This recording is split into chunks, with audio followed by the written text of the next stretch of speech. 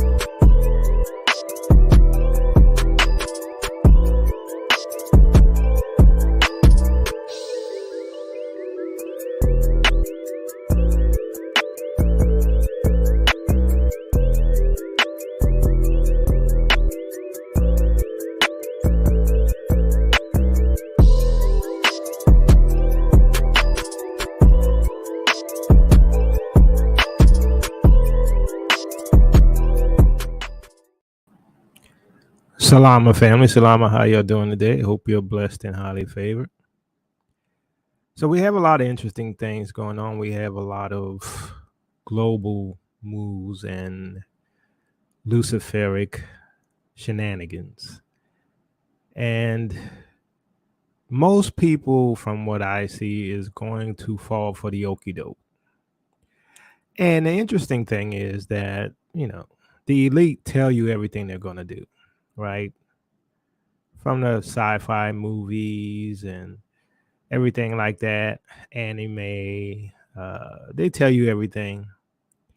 And I mentioned in a previous show one time a movie called Things to Come, and it was about this global world order that came after this catastrophe, this, world war, and, it became a scientific dictatorship.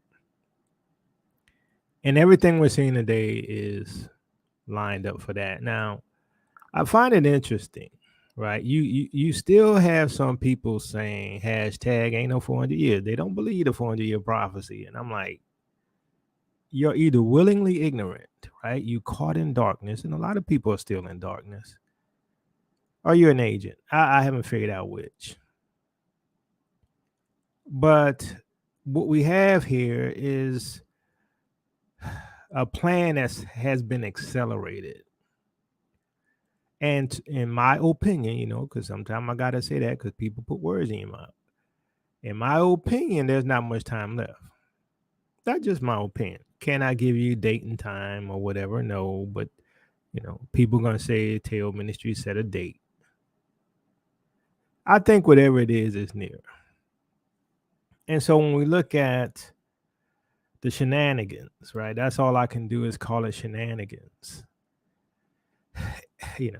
They're creating this false grassroots movement, right? This false grassroots movement of the people to bring in world government. Now, the governments of the world have already united. It's sort of sad when you look at even some of the African nations. Now, I don't know if the Africans know exactly what they're getting themselves into.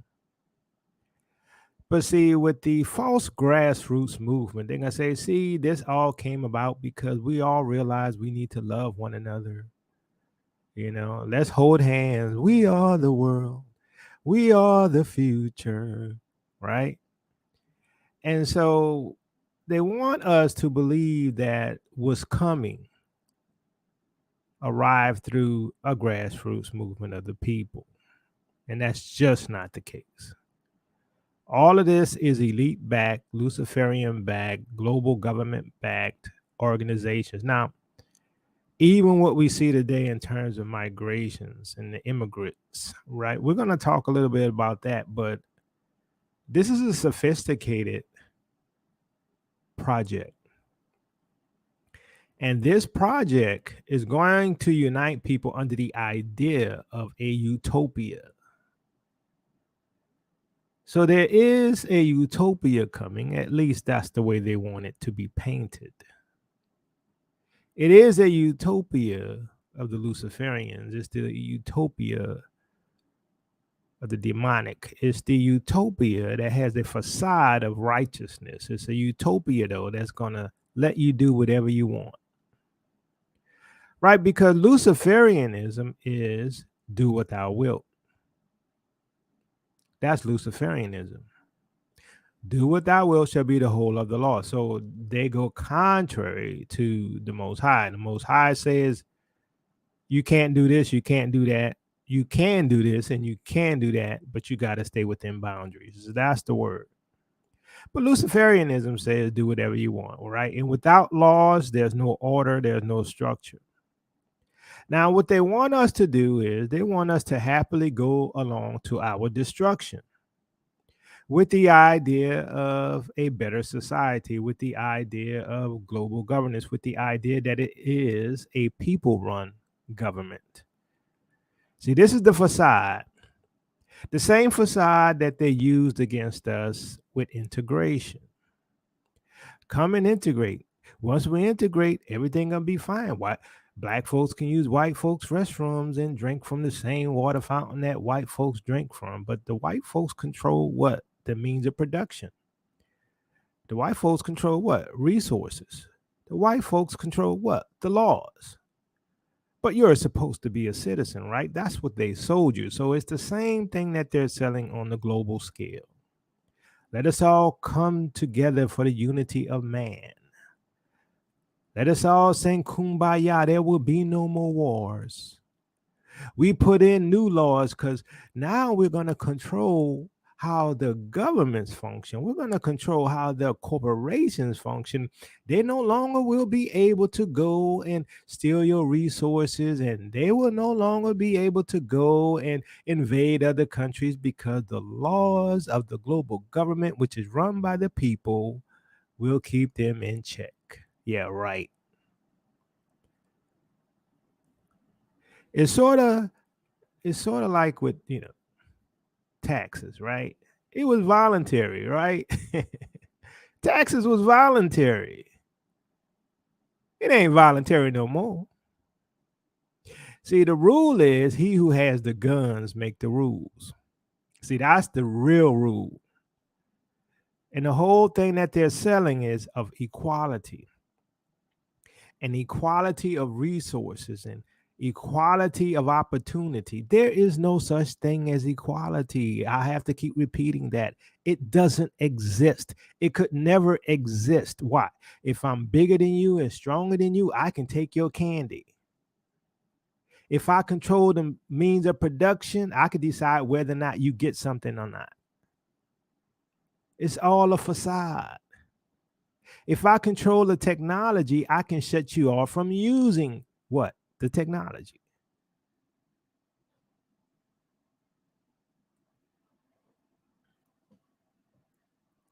See, America was a test case.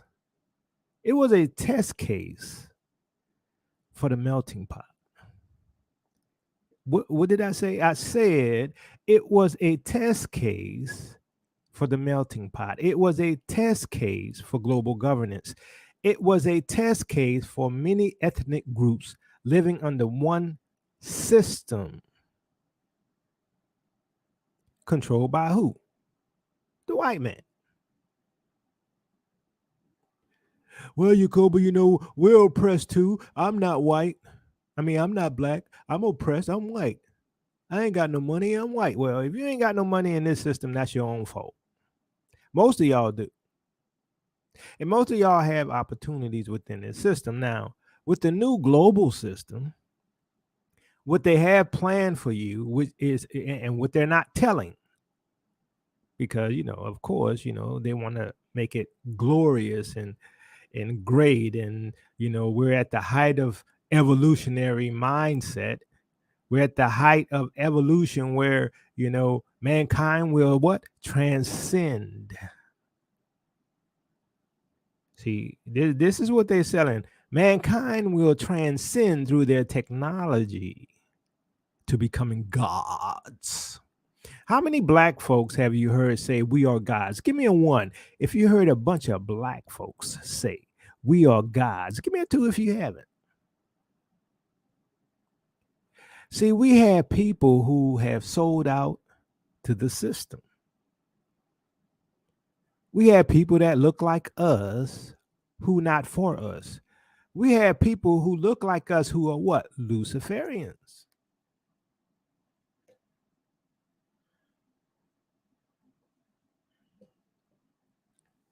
What did Satan tell Eve? God knows from the day that you eat from the tree of the knowledge of good and evil that you will what? Be like him, knowing good and evil. You're going to be just like God. Same old lie. That's what they're selling. But here's the caveat. Here's what they're not telling you. Here's what's in the fine print that you're not reading in the contract. That those who become a part of the utopia, the same type of utopia that you see what? In Demolition Man. Those who become part of the utopia not going to have any free will. See, oh yes, they say everything going to be equal. Everybody's going to be the same. You know why? Because they have plans to chip you. They have plans to implant chips in your head. They have plans to take away free will. They have plans for artificial intelligence to be your what? Your God.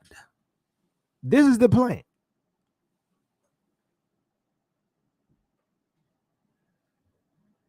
They have plans for everybody on the face of the earth to be the same, to be chipped, to be controlled. But there's always going to be somebody above you. Don't buy the lie that everybody's equal. Never has been, never will be. But a lot of people going to fall for it. A lot of Christians going to fall for it. A lot of Israelites going to fall for it. But what are they using to implement and bring about this utopia? I told you what they're doing. I told you they're going to bring you down to your knees. Oh, yes, they're going to bring you down to your knees. They're going to destroy everything, the economic system, the means of production, food access, clean air, clean water. And they're going to put so much stress on you and your family. You're going to say anything but the chaos. I'll take anything for peace to come back. I'll take anything to have my burger and my fried chicken again, which they're not going to let you have, right? You're going to have the artificial stuff. You're going to have the lab grown stuff. But guess what? Here's the dilemma here. The dilemma is that we're so close that it can happen overnight. See, that's the problem. It ain't 10, 20, 30, 40, 50 years from now. Oh, no. It's next door.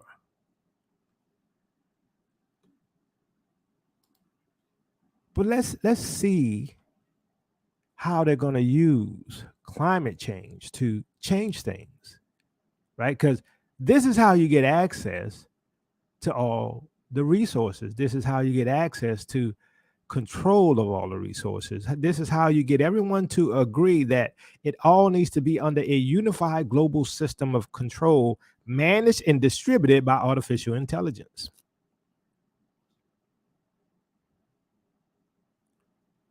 They're going to make it look like it's grassroots. They're going to blame the capitalists. They're going to blame the communist. They're going to blame the socialist. When everybody knows that the ones behind it are the same ones behind the program to bring about peace, to bring about the utopia, right? This is why they created the chaos. This is why they made it so difficult for you to make a living. This is why now it takes 2 and 3 jobs to pay your rent. This is why it's hard to get clean and food today. Why? Because they're purposefully making it hard so that you can give up your free will, so you can go along with global control. And guess what?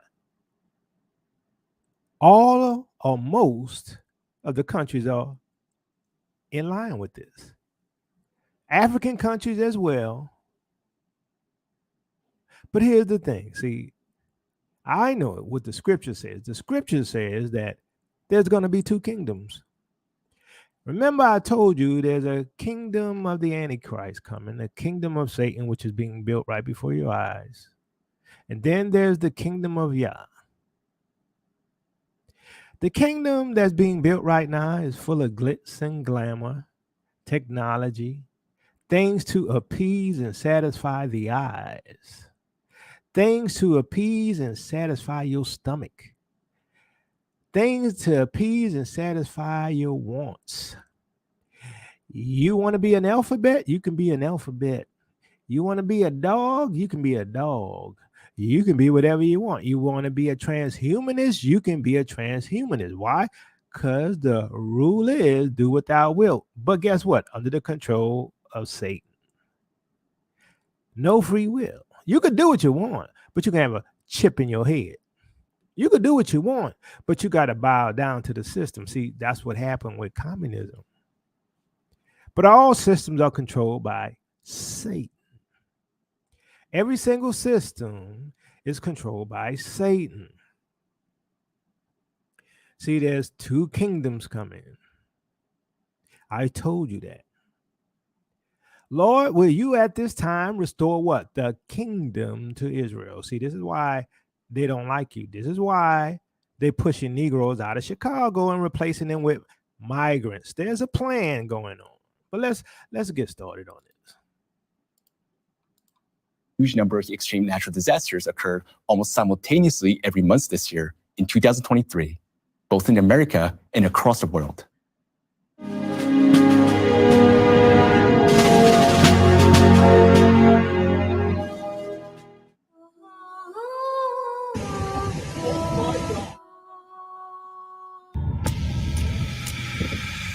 I've been trying to salvage what I can all day, and it's just hard. There's a power line.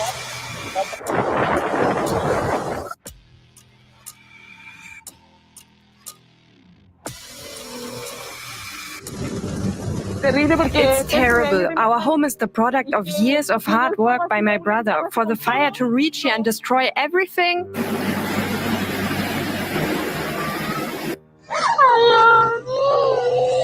Semakin tinggi itu.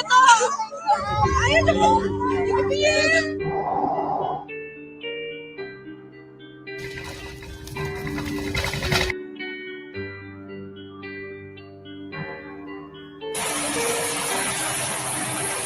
Já fica esse alerta aí, vocês vão ficar fazendo nada. É uma cena assim. Pegou?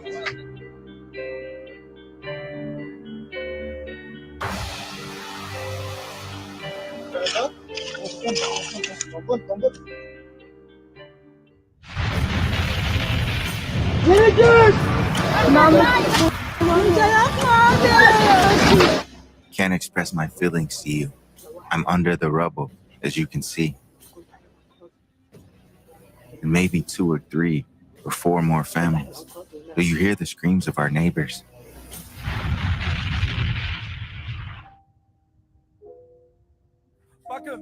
Look, my 3 children and my wife are lying on this construction site. This is the 3rd day of the earthquake. My children have already died here from the cold. Isn't it a shame that no one hears our voice?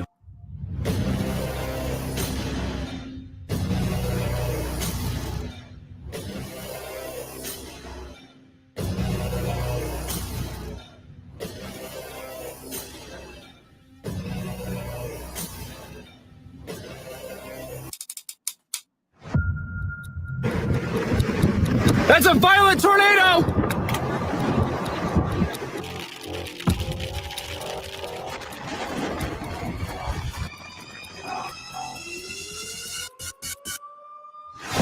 Rescue, search and rescue. We don't know who's alive and who's gone. We lost a lot of people here, and I got my life. And material things don't mean nothing to me. I'm glad to be here. And I just thank God for that.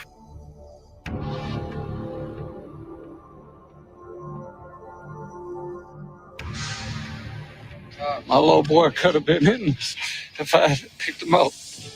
Who lived here? My mom and dad, they're gone. won't be able to do that.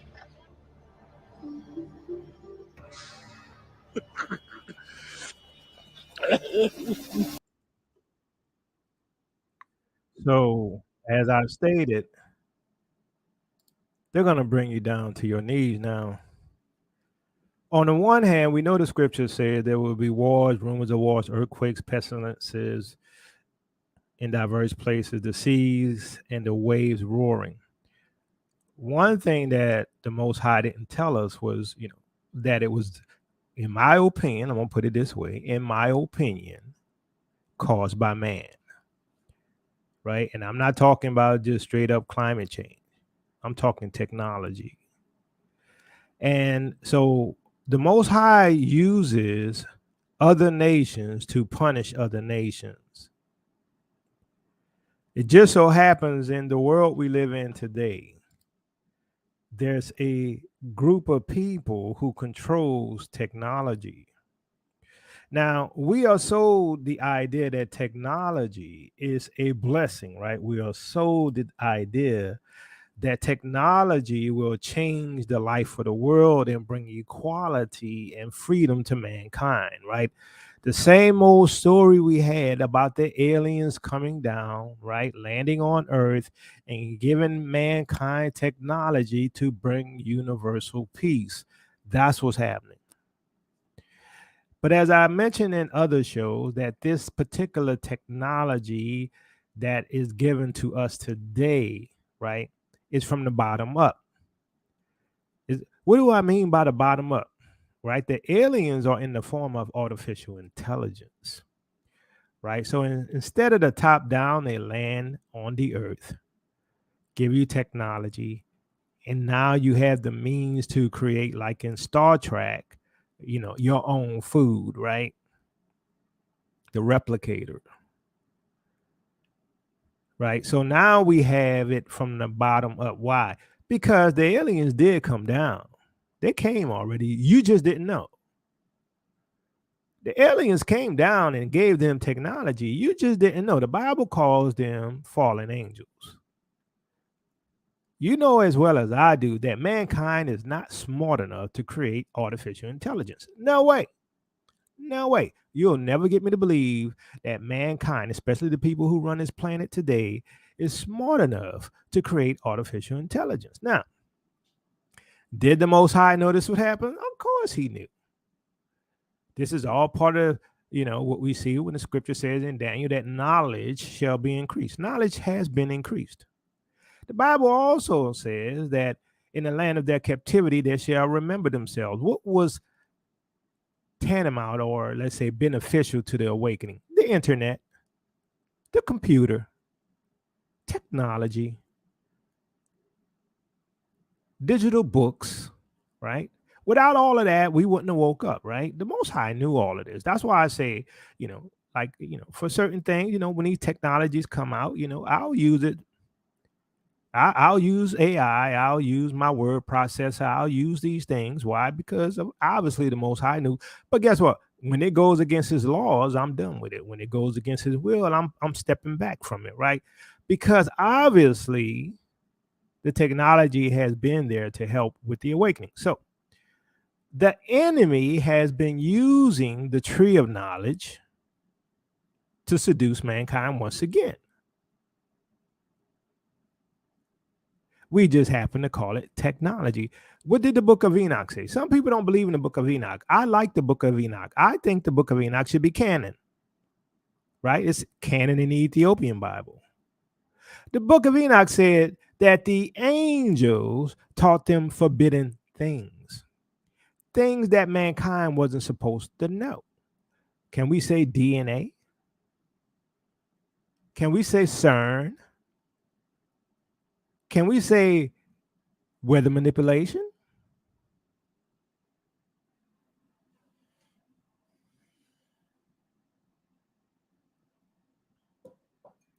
So now there's a global crisis, in my opinion, created by man. And now there's this false grassroots effort to bring us all into unity. Now, I don't want unity. I don't believe in unity unless it's through Yeshua, through the word of God, with the Most High himself. I'm good with unity with the Most High and with the Most High's people. I am not for unity with the Gentiles, especially unredeemed Gentiles. I'm not for unity for this global Luciferic world order for mankind to act like he can save the planet, because he can't. He's not Captain Planet. He wants you to think he's Captain Planet, but he's not. They want you to think that so long as we come together and we unite based upon their rules, their technology, their access to our resources to create these technologies, that all things will come together and all things will be common for all. No, it's not. It's never going to be common for all. That's why they're going to have the social credit system. The social system, right? To track you, because if you don't fall in line, they're going to shut your water off, shut off your electricity, shut off your money. They're already doing these things, right? They're already doing these things. So the question is, if they're already doing these things, how far away can we be from the Exodus? How far away can we be from the total collapse of the global system and the dollar? How far away can we be from all of these prophesied things that we see in the book of Revelation? We're at the door. Believe me, we're at the door. As I've said in many of my shows, unless the Most High comes soon, we're screwed. I'm going to keep repeating that. Unless the Most High comes soon, we're screwed. Well, Jacoba, you making me scared. Well, guess what? Then you don't have faith. It is what it is. If you ever read the book of Revelation and wasn't sort of scared, I feel sorry for you, or concerned at the very least, right? Especially in the beginning, and you saw the mark of the beast, and you saw them chopping people's heads off, and you saw the earthquakes and the pestilence. If you wasn't concerned reading the book of Revelation, something wrong with you. I ain't fearful because I know the Most High coming for me. My daddy coming. My daddy coming. He coming to get me. I ain't got no doubt about that. I do know if my daddy don't come get me, I'm going to see him. I'm going to see him because I'm not going to be a part of this system. Don't get it twisted. Jacob not going to be a part of this Luciferic world order system. I then made up my mind. I don't care if everybody else goes. I'm not. But there's this false grassroots movement, and it's called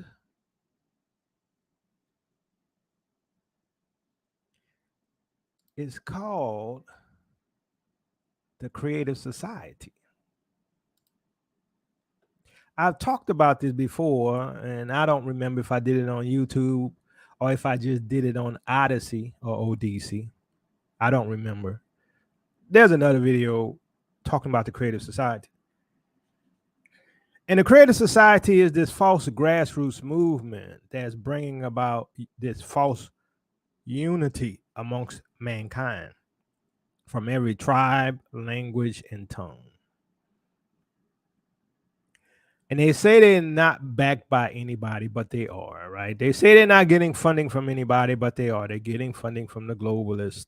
They're getting funding from corporations. They're getting funding from the people who are behind the United Nations. They're getting funding from the people who are behind this new system that's being implemented right now.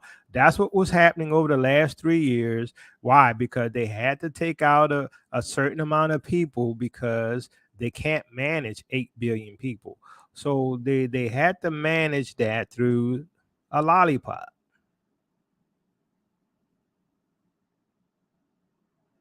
So now you got the people who are behind the scenes because they know what's coming, right? They know that there's going to be a global collapse of the financial system. There's going to be a global collapse in terms of food resources and all of that, right? There's going to be total chaos coming. Why?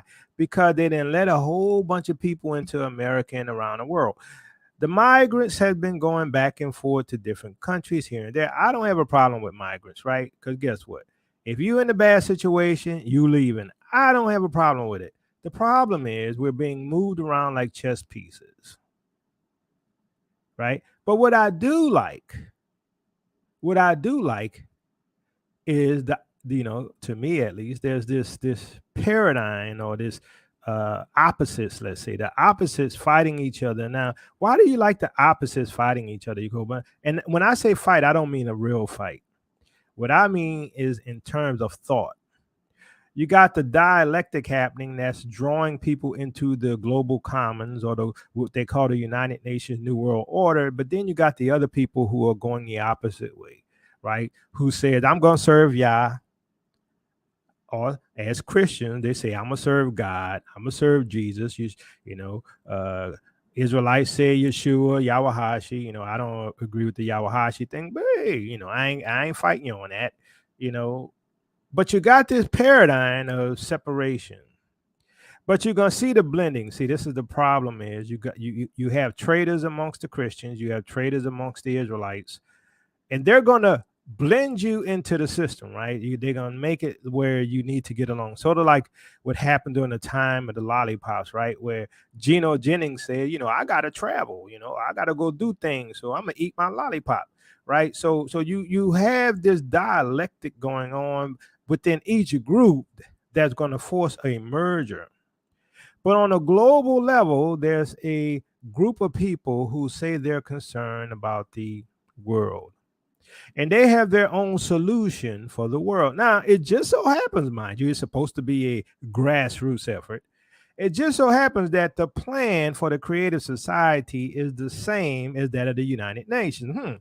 I wonder why that is. So you have the creative society. Now, the question is this: why are they called the creative society? Why are they called creative society? You know why they're called the creative society? They're called the creative society because all you're going to do is create. You're going to be painting pictures. You're going to be on YouTube doing shows, right? You're going to be talking about boys and girls. You're going to be talking about movies, and you're going to be getting some money for it. You're not going to be working. Why? Because AI is going to be doing all the work. You're not going to be pulling up any fruits and veggies because AI is going to be doing that. And it's going to be illegal for you to grow your own food. So therefore, it's going to be AI. And unless you're part of the system and you have your cell phone, which is your app tied to your Mark of the Beast chip, right? Unless you have all that, you're going to be excluded from the system. Now, according to the scriptures, as I mentioned in other shows, right? Because, Teo Ministries is always ahead of the game, right? Since 2016, we told you these things. We told you what was going to happen. And it's all happening, right? Even though some people refuse to recognize it's happening. That all of this would happen at the same time, around the same time, because we can see the signs. We can see the signs, how the birth pains are getting closer and closer, right? And how Satan is slowly taking over the world from behind the scenes. This is a soft war. This is a quiet war. You don't know you've been at war since you were born. You didn't know that these people were, messing up your food, messing up your water, messing up your air, right? Putting stuff in you soon as you were born, right? Say, stick out your arm. I'm just saying, we've been dealing with this stuff and didn't know it. It's called a quiet war. But now you have these people who are the creative society, which is, in my opinion, mind you, even though they claim not to be part of the United Nations, they have the same agenda as the United Nations. Planet want to live. If we want to save our beautiful planet for our wonderful descendants, it means we must take completely new steps for the entire humankind. We must change this format of our existence and ensure that wars are terminated once and for all, that confrontations between various countries come to an end, so that we can really liberate our scientists and provide them with all the necessary resources. As of today, now notice he stated, liberate our scientists. Why? Because this is a science-run, knowledge-run, Luciferic world order system, just like I told you. Things to Come, the movie Things to Come. It was the scientists who took over and brought this utopia with their technology. Same thing, same story being told. we spend a lot of money on wars and many other things, on fighting each other, on defense. But We actually spend pennies on science. We must change it all, because all the weapons existing in this world are powerless against the climate Cerberus, and all of us already understand this, but we really have the enemy in our home. Yes, for some people the Cerberus may so far be in the neighboring rooms or even on another floor, but it is merciless, and it will definitely come to our floors and into our rooms. And we do understand that. We understand that it will eventually destroy our home completely. We don't want that. All sensible humanity doesn't want that. So we have to do something. We are now facing a dilemma, friends. We have to change this world in order to save humanity, to save ourselves and our families, and to save our planet. And we'll have to change our habitual consumerist format anyway. But if we are ready to change something, we should change it for the better. In this case, the most acceptable and the best option is the creative society. It's a platform where all humanity gathers. It's a format, the format of creative society, which guarantees that there will be no wars or confrontations on Earth ever again. It's a format that guarantees a decent and beautiful life for every human being. It's a format where human life is the highest value. And above all, it's a format that will enable scientists to do their job without any restrictions. This is a chance for us, friends. We have now learned about the changes and progressions of disasters in the climate. We have seen the facts and we have seen the evidence. If we are sensible, mature people, the first thing we need to do is to come together, make a decision, and do everything we can to preserve this planet. I am confident that this is the main task for everyone today. And we, people, we can really do a lot. We can even save our planet. But in order to do that, we must create the right conditions. I hope that many people will hear about the Creative Society project and understand its importance and prospects. It has been a great honor for me to be with you, friends, at this forum today. However, to be honest, the information we've heard is alarming. Numerous questions arise. And the most important question is, why do we, adults, behave like children? Why are we waiting for someone to decide something for us someday, when we have little time and only one way out?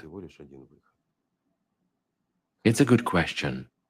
I hope humanity will answer it. Thank you, friends. So what you have here is the whole idea of what you see in Star Trek, right? And how you have the Federation, which is this world governmental body, right? Now, the thing that you notice, and most Black folks notice within the Star Trek universe, there's very few Negroes because they don't plan on having us in it, which is fine with me because I don't want to be a part of it, right? But you have some people who are sellouts, who are, raccoons, who are going along with the system. Now, some of them may be deceived in the idea that humans can save the planet. See, this is the lie, just like in Star Trek, that humans can save the planet. No, you cannot, right? See, they think with their technology, they can save the planet. No, your sins has messed up the planet. Your wickedness has messed up the planet. Your rejection of the Most High Yah and his Son has caused these things to happen. Repent, and guess what? Everything will be fine. Turn away from your sins to Yeshua, and everything will get in line. But guess what? Wicked men will do wickedly, and wicked men will always try to rule over the weak. That will never change, even with this so-called fake grassroots movement called the Creative Society.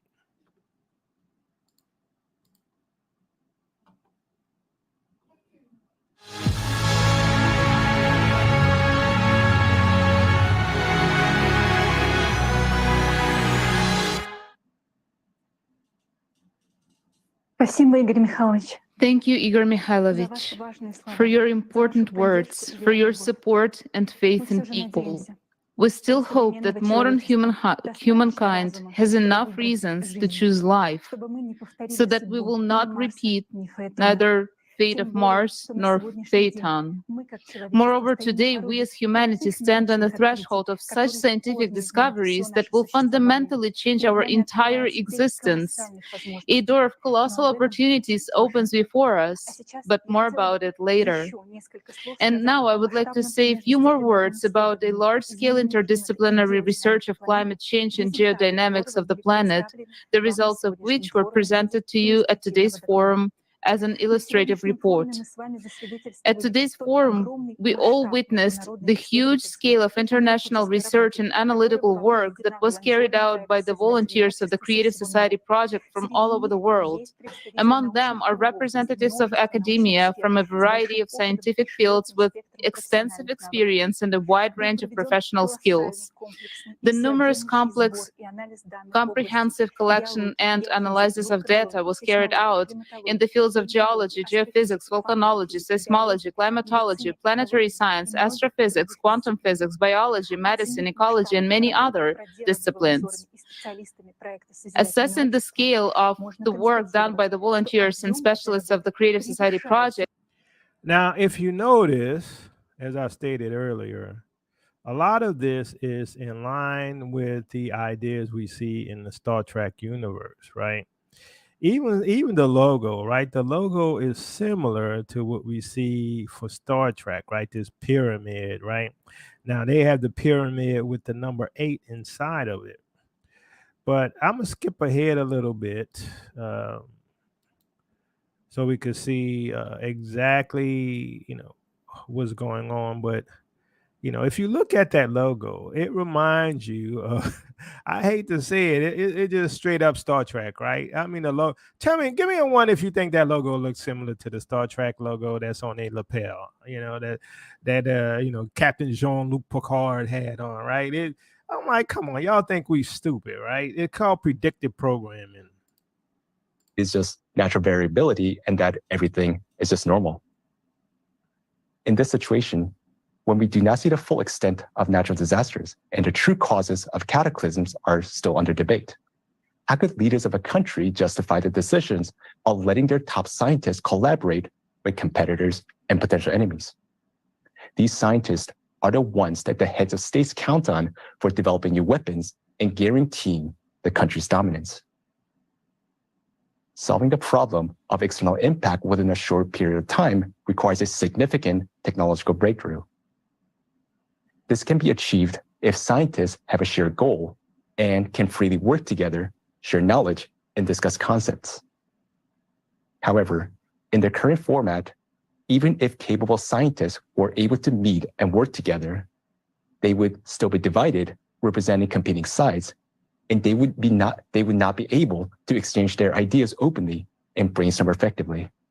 So we can't expect a positive outcome.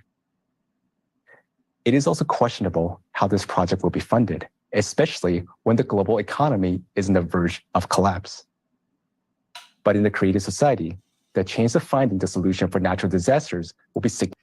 So notice you got your Star Trek single black person, right? You got your single black person, which is in this new society of the Federation called the New World Order, right? Called the Creative Society. You have your Russian or your Ukrainian right there. You got your typical white person, right? Mostly white. You got your Asian guy, right? Mostly white folks, though. Why? Because white folks going to be running the new Federation, right? Just like we saw in Star Trek. They didn't told you everything they're going to do.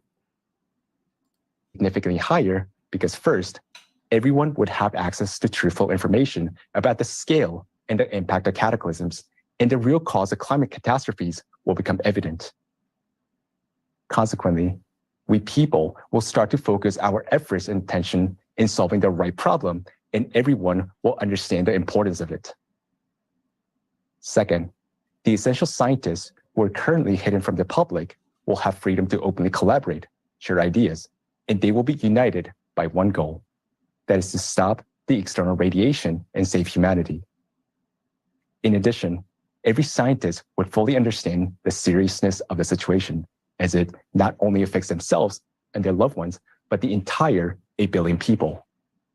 All this will create conditions for the emergence of new ideas, breakthrough discoveries, and accelerate progress towards finding the solution.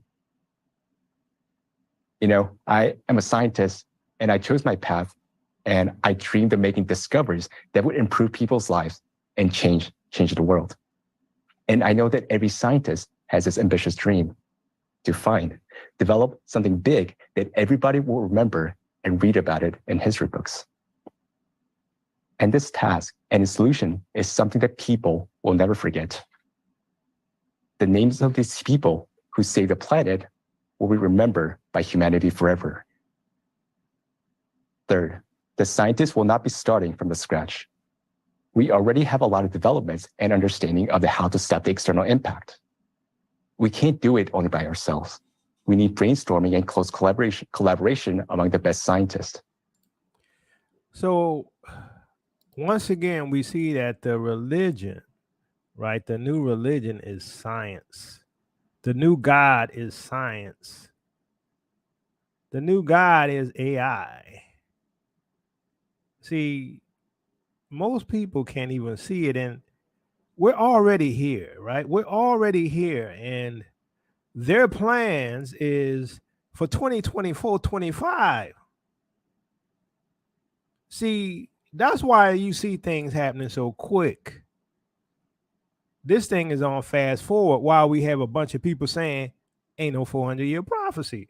I'm like, ninja, please. Don't try to gaslight me. See, our families are at stake. Your children are at stake. Your grandchildren are at stake. This is the world they got planned for them, is a scientific run dictatorship.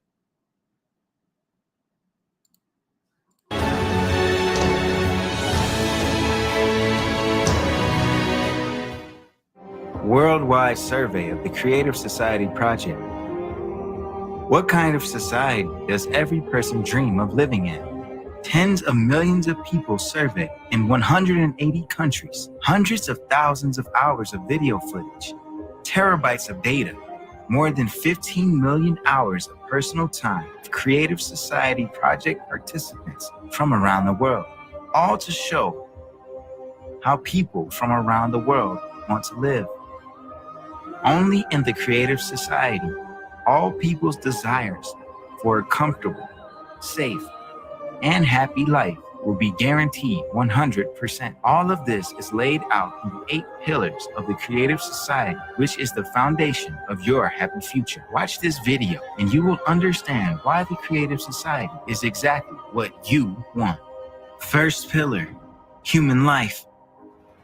The highest value in the Creative Society will be human life, that is, your life, as well as the life of any other person. All of humanity will become a unified civilization, and this guarantees the absence of wars, various conflicts, and crises. You will finally gain confidence that you are truly protected.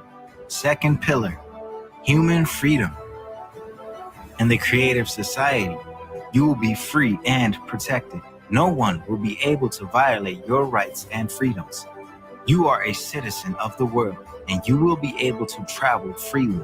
And if you want, you will be able to easily change your place of residence. The Creative Society is true freedom and equality. In the Creative Society, there will be no need to fight for the rights of minorities, because there will be no one superior or inferior. Everyone will have one highest status, the status of a human being. There can be no one and nothing on earth superior to a human, their freedom and rights. Third pillar, human safety. The Creative Society guarantees your safety. The economy of the Creative Society ensures the absence of crises and inflation for every person. You will be protected and have all the comforts of living.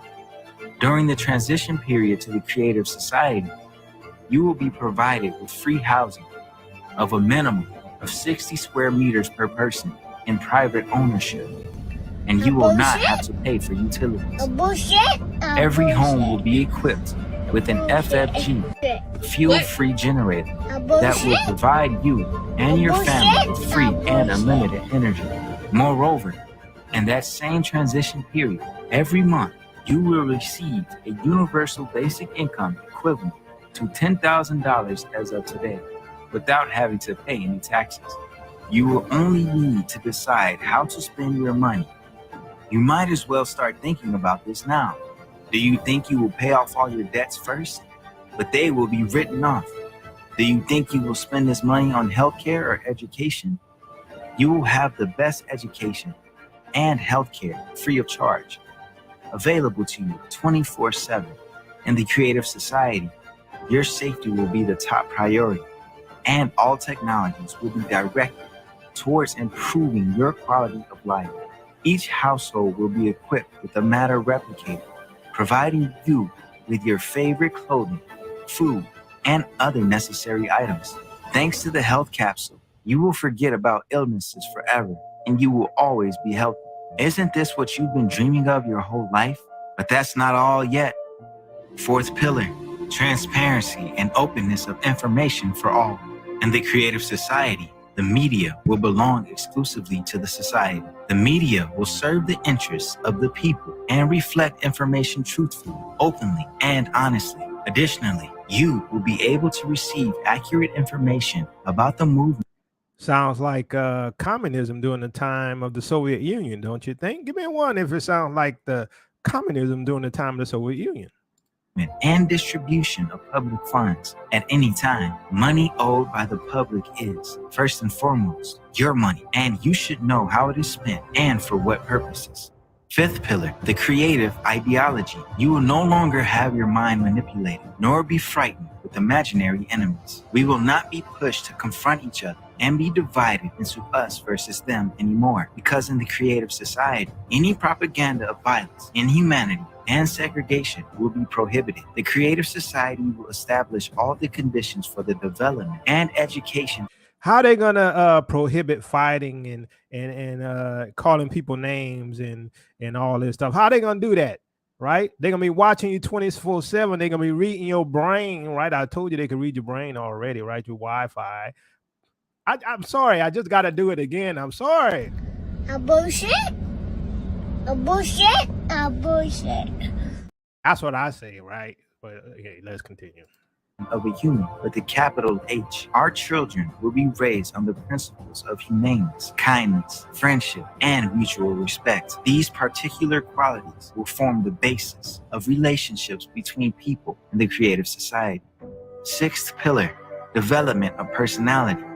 In the Creative Society, you will be able to study wherever you want and train to become whatever you want, and it will all be absolutely free of charge. Education in the Creative Society will unlock your individual potential by 100%. You will be provided with a program specifically tailored to maximize your intellectual abilities. Any educational process will be interesting and engaging. You will have access to cutting-edge technologies in education and development. You can study anywhere in the world at any time that suits you. In the Creative Society, the world of knowledge is open for you. Seventh pillar, justice and equality. If you decide to work, you will be able to choose a profession that brings you joy. There will be a... If you decide to work, you're going to have a right to decide if you want to work. Try not working, right? If they make you work, if they tell you to work, I'm saying, okay, you're going to have a robot, you're going to have AI. They could do all the work, but guess what? That's going to be for the elite. right? The elite ain't gonna be working, but the common man probably got to sweep up the yards or something. Well, we can't use AI to sweep up the yard because we're using up too much electricity and we're using up too much resources for robots to come and sweep your yard. So Johnny B, you need to go over there and sweep that yard over there. Well, I don't want to. Well, we're gonna lower your social credit score and we're gonna shut you off from the society. A 4-day work week with a 4-hour workday. Moreover, you will have 2 fully paid vacations per year. Every job will have a decent compensation. The pay for identical positions, specialties, and professions will be the same worldwide. Furthermore, justice and equality will ensure that there will be no more private monopoly and irrational use of resources. All natural resources will belong to all people, including you. 8th pillar, self-governing society. In the creative society, for the first time in human history, a unified, all-human civilization will be created. All power will belong to all people, to you. People know what they want and how they want to live. All socially important issues will be decided by people themselves on an open online platform. Specialists will be responsible for implementation of the tasks assigned to them. They will be appointed and controlled by people themselves. Since all processes will be transparent, corruption and dictatorship will be impossible in a creative society. And corruption and dictatorship will be impossible in the creative society. How in the heck will that ever be accomplished other than you being part of the board collective, right? You ain't have that Elon Musk chip in your freaking head, right? You ain't gonna have no free will. That's about the only way you ain't gonna have that. In the creative society, you will decide for yourself how to live. For the first time in human history, your future will be in your hands. The 8 pillars of the creative society are formed from our desire to live as human beings. Everyone wants to live in a world without wars, without violence, without tyranny, without poverty, without inflation or any crisis, without absurd and total consumption. If you want peace, security, confidence, free and high-quality healthcare and education, freedom of movement around the world, a universal basic income, access to free energy, then the creative society will fulfill all your dreams. All of this can easily be achieved in the coming years. How to do this? Just tell this to as many people as possible, to everyone. Your dream world is separated from you by your neighbors and everyone around you who don't know about the creative society yet. Do you want the creative society to come as soon as possible? So in the past, if you could imagine what the New World Order world governmental system would look like, right? Is this not what you would dream of, right? Is this not the horror and the nightmare that you envision, right? This whole demolition man world where on the surface it looked like, everything is for free. Ain't nothing free. Nothing's free. Nothing's free ever. Ever. Somebody got to pay a price. Ain't nothing free. See, this is the lie of the devil. This is the lie of Satan. But guess what? A lot of people are going to fall for it. Wait, you mean I get to get universal basic income? You mean I get to have all, go on vacation? No, you're not going to go on vacation. You're going to go within your 15-minute radius of your 15-minute city. All using climate change as the excuse.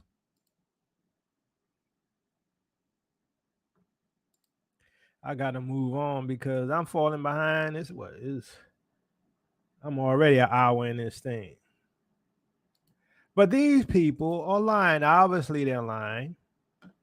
And they say, hey, we ain't getting no money from nobody, blah, blah, blah, blah, blah. But who? They say, well, we support ourselves. Well, who's we? Look at this. Somebody look at here. Somebody look at here. Right here, right? Look at that.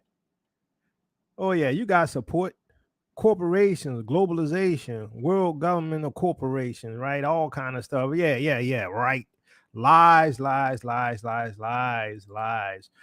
And so they use this and the whole idea of climate change, right, to give the excuse to control the world resources and give the excuse of why you should hand over your autonomy, to give the excuse why you need to have Big Brother and AI reign over you, right? Because mankind has destroyed the planet, which is why you see all of the earthquakes, all of the tornadoes, all of the flooding. This is what they want you to believe, but what's really happening is this. Now, this is a book. It's called Silent Weapons for Quiet Wars. This is the top secret manual said to be found by accident in 1986 by an employee of Boeing Aircraft. Isn't it interesting? Somebody recently got undeleted who was telling on Boeing. He bought a surplus IBM copier for scrap parts at a government sale and found the manual inside. The manual outlines a plan to control the masses through manipulation of industry, education, and politics, and to divert the public's attention from what is really going on. Silent weapons for quiet war. See, there's always been a war against us, against the world, really. But it's mainly against the Negro. This, I told you, I said what? They're going to kick you out. They're going to make it uncomfortable. They're going to push you out. And what happens? They bring in the migrants. Like I say, I ain't got no problem with the migrants. If I lived in a bad place, I'd be trying to go somewhere else too. All I'm saying is we all are pieces on the chessboard. Now, with all of these hurricanes and these earthquakes and tornadoes and fires, right? All of this stuff is silent weapons for quiet wars. Now, y'all can read this for yourself. I'm going to call it DEWs. I don't want to get flagged, right? So you can read right here what DEWs mean, right? So are defined as electromagnetic system capable of converting chemical or electrical energy into radiated energy and focusing it on a target, resulting in physical damage that degrades, neutralizes, defeats, or destroys an adversarial capability. Now, what you saw in Maui in Hawaii, this is what I believe it was. This is what I believe it was. That ain't look like a regular fire. Did look like a regular fire. Same thing that happened in California a few times. Same thing that's happening over there in Texas, right? Over there by the Panhandle. Making you think that all of this trouble is because of climate change. Maybe, maybe not. Maybe, maybe not. I'm not a scientist. I'm not a scientist.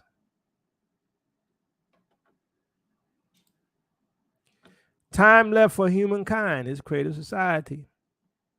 Global crisis, our survival is in unity. What? No. Our survival is in unity in Yeshua. Our survival is unity with God himself. Our unity is with our own brethren. Can we say Negroes? Can we say Negroes sold out to Yeshua? Can we say Negroes sold out to obeying his law, statutes, and commandments? Can we say Negroes who obeying the Lord, Yeshua? Can we say Negroes who live by faith in Christ? Can we say even Christians who obey Christ, who obey Yeshua, who obeys the Messiah? I'm just saying, I don't believe in unity for the sake of unity. I told you that, even with Israelites. I don't believe in unity for the sake of unity because some Israelites got damnable heresy. I don't unify with everyone. I don't care if you claim to be Israel. Some of y'all got damnable heresy.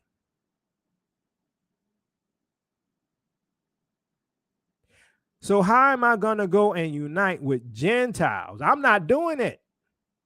We united with y'all during the time of integration, what y'all did. Y'all done took all that away. Y'all erased it away. Why? Because if your freedom comes from the person who rules over you, who oppresses you, they can take your freedom away at any time. No, what we want is self-autonomy. That's what we want.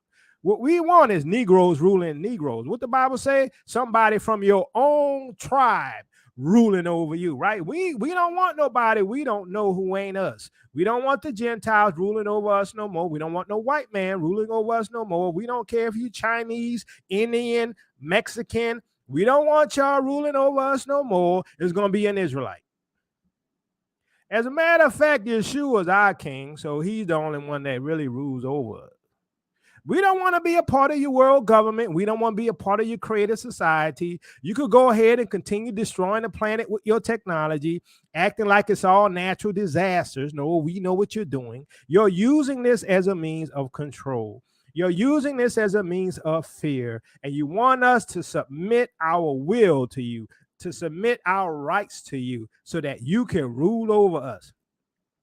You can't let the vampire in the house and think he's not going to bite you. The vampire can't come in the house unless you what? Invite him in. No, you ain't coming in my house. You ain't going to suck my blood. You are a vampire, and I don't unify with vampires.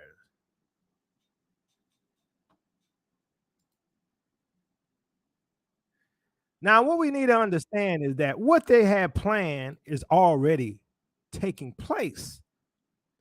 We are far down the road of the fulfillment of the international order.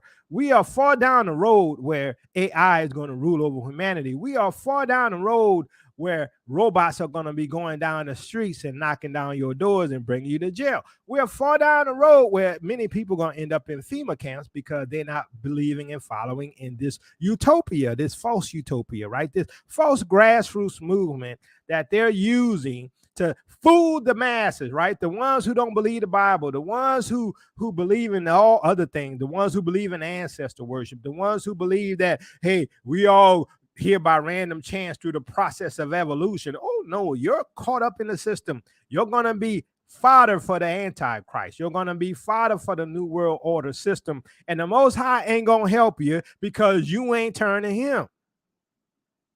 The Most High ain't going to help you because some of y'all hate his people. The Most High ain't going to help you because some of y'all don't believe in truth. You will know the truth, and the truth shall make you free. Some of y'all don't want truth. You're going to end up unifying because you believe that mankind can save mankind. Mankind cannot save mankind. Somebody outside of mankind has to save mankind. That's why God came down in human flesh so that he can die for our sins to save mankind. And you know what else? They don't tell you. They don't really tell you in church that Yeshua is going to come back and destroy all of these nations. Yeshua is coming back to destroy that statue that we see in Daniel of Gentile nations that oppressed his people. Don't get it twisted.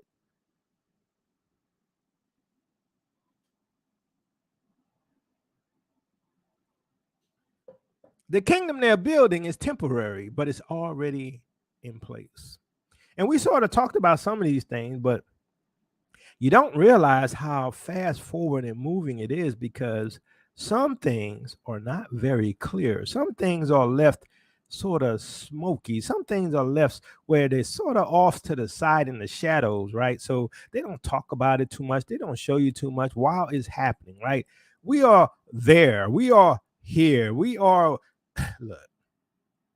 They're about to bring that whole machine down to social credit tracking. They're going to crash this system. You're going to have digital currency, CBDCs. You ain't going to have the right to go get a hamburger. You ain't going to have a right to go visit grandma and grandpa no more.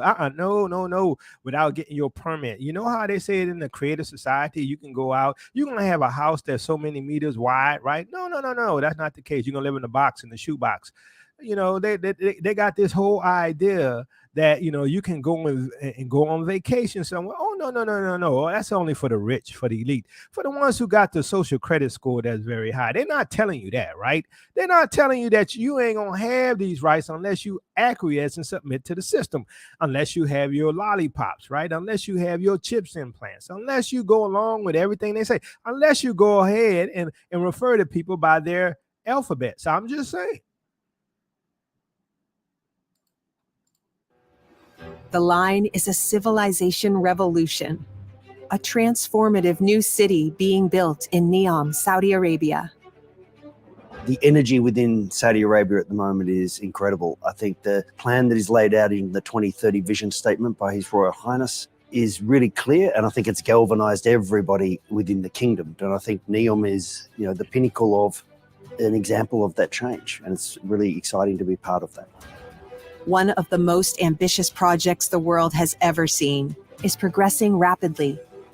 The first phase of the line will be complete by 2030. We are committed. Representing the world's biggest earthworks operation, work continues around the clock. Millions of cubic meters of earth and water are being moved per week. We've done a lot of the foundation work, literally and figuratively. We are ready to go. I think the construction of the line is unique in terms of its industrialization and its modularized approach. This foundation will underpin a city that will set new benchmarks for quality of life.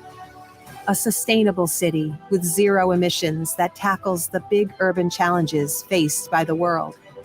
The line represents a new way of living, learning from cities across the world to deliver an unrivaled quality of life, in balance with nature conservation, sustainability, and economic prosperity, to create a more positive future. We think there's an opportunity to create a better model for a city to interact with the landscape and nature and the environment. And we think the line is going to be an example to the rest of the world.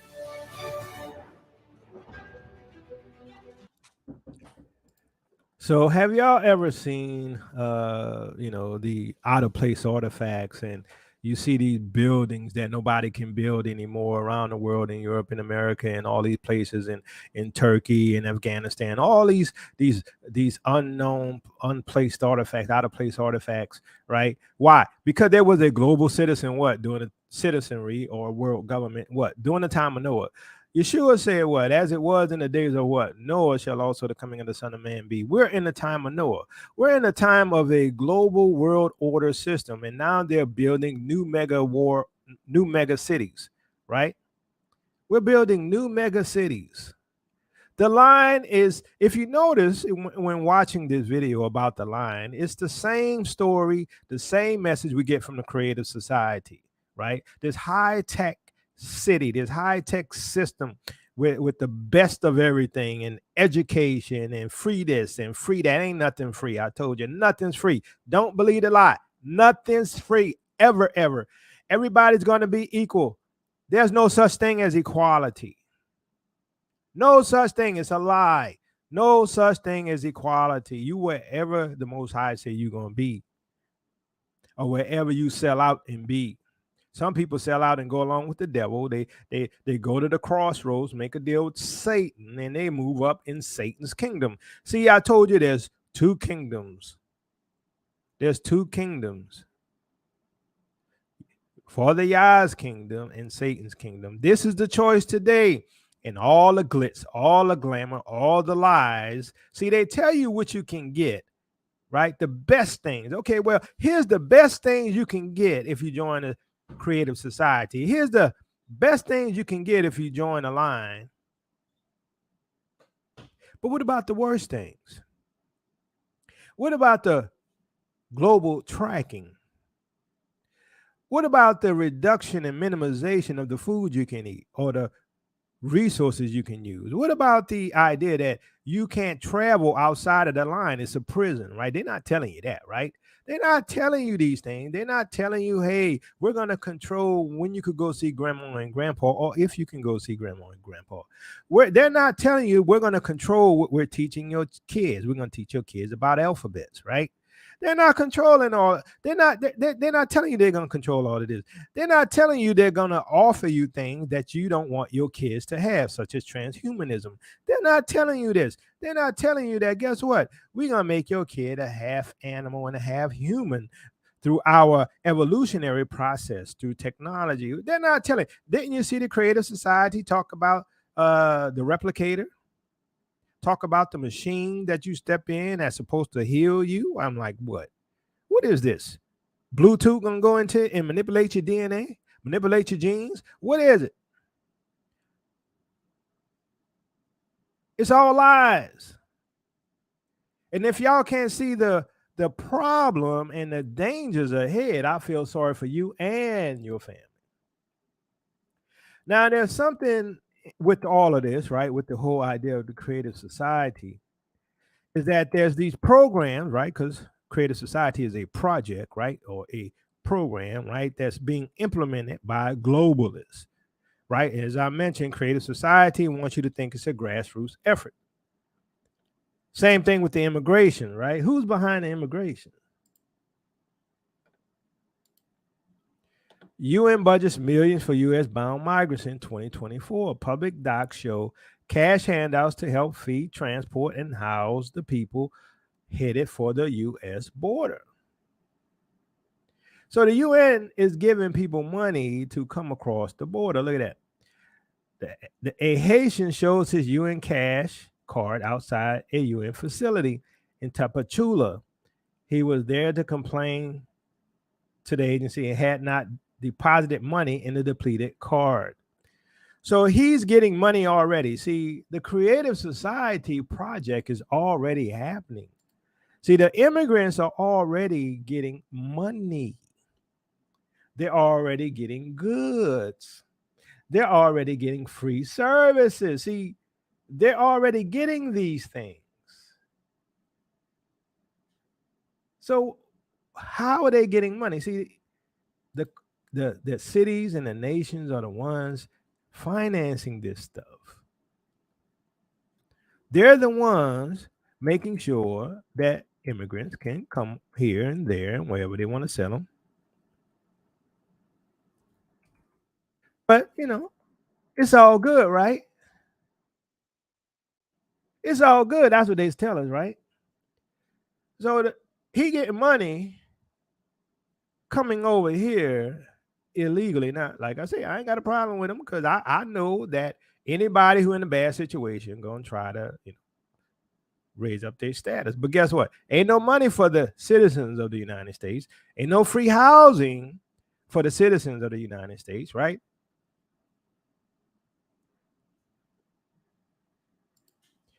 Back to the Creative Society, a monthly universal basic income equivalent to US dollar 10,000 for every adult. Is that not what the immigrants getting? UBI? Is it not happening already? A one-time payment equivalent to US dollar 100,000 upon the birth of the first child, US dollar 200,000 upon the birth of the second child. They're not doing that yet, but you can see them doing it. A monthly payment equivalent to US dollar 5,000 for every child up to 6 years old, inclusive, and US dollar 7,000 for a child from 7 years old to the age of majority. But what they're not telling you is, so long as you obey and do what we tell you, so long as you get your lollipop, so long as you get your chip implant, so it's good. But if you rebel, if you want to have free will, if you want to say, no, I'm not going along with it, you're not getting that. Privately owned, spacious, and comfortable free housing with a minimum area of 650 square feet, 60 square meters per person. Is that not what technically was happening with the immigrants? Are they not getting free housing? Yes or no? Is this not happening? High quality healthcare worldwide? Or not the immigrants getting free healthcare? Yes or no? High quality education anywhere? Are they not getting education? Are they immigrants? See, these are the new global citizens. We're not. See, this is the plan. I told you, they pushing us out. They pushing us out. Ain't got no room for no Negro. Don't get it twisted. That's why these immigrants going into black neighborhoods. Come on now. Y'all think I'm making this stuff up? 4-hour work days, 4 work days a week with equally high salaries worldwide for identical positions, specialties, and professions, paid vacations of no less than 30 calendar days at least twice a year. So these pillars of the Creative Society is already happening. It's just happening for the immigrants. They are the first phase of the United Nations global citizenry. Every pillar, see, you put in pillars piece by piece, right? So all the pillars aren't in place all at once. But obviously, we see for the immigrants that these pillars of the Creative Society is being put in place. Paid for by who? The United Nations. Come on now. But ain't no 400-year prophecy. We don't know what we're talking about. We're false prophets. When we say, look, the Bible says this, look what they're doing. They're doing exactly what the Bible says. The Bible says that the days of Noah were. Look, it just said the days of Noah were. What is all of this stuff, right? What is all of these out of place artifacts and these crazy buildings and structures that used to exist that were covered by dirt, covered by mud? They call it the mud flood, right? I'm just wondering why these places covered by mud. It's covered by mud because what? They were created during the time of the flood. When we had a world order, a world government, world citizens, world cities, structures, world technology.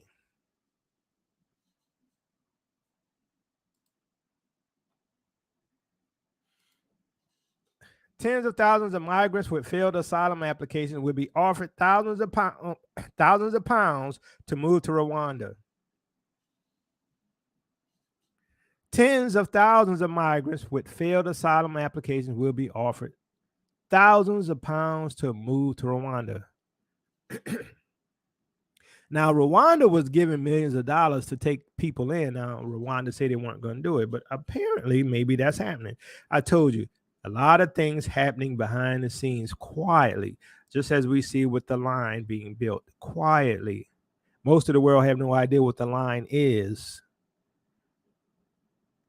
All of these people part of the global system. South Africa is part of the global order. How many times you see Pandora? She's always talking about the United Nations, going to the United Nations for this, going to the United Nations for that.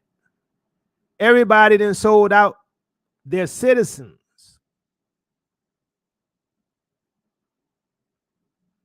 Because they scared. That's why they might get deleted.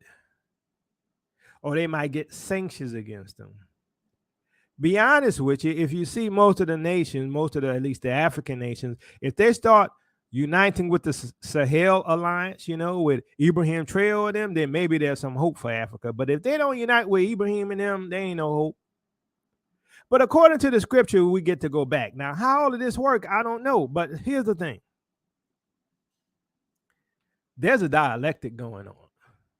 I'm telling you. There's a dialectic going on. See, I think, just my opinion, this world governmental system is planning a world governmental system for them. They know we leaving. That's why they're replacing people and putting them in black neighborhoods, making it hard for us because we're going to want to leave. They know we going home. They're going to make sure we go home. Because how do we go home? The Bible says that the Gentiles are going to carry us on their shoulders, right? Gentiles are going to give us gold and silver, right? Bring us back home, right? Who controlling the Gentile nations and the Gentile system? It's this new system. Be honest, it ain't going to be the UN. It's going to be a combination of the UN and the BRICS.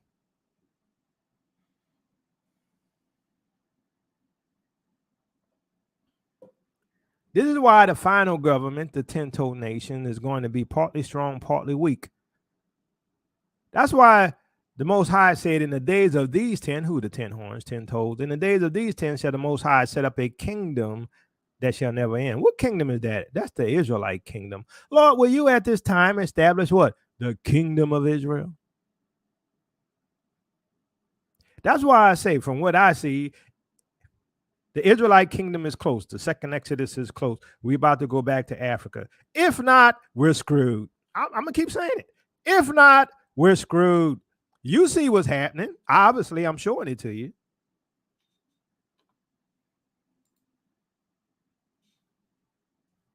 But silent weapons for quiet wars.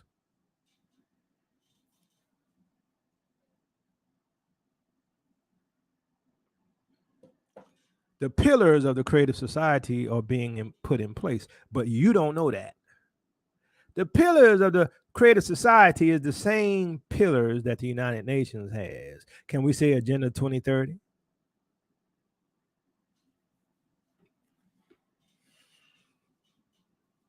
The 15-minute cities are being built. The global new system of the elite is being built. Now, I have a theory, and some of you all have the same theory,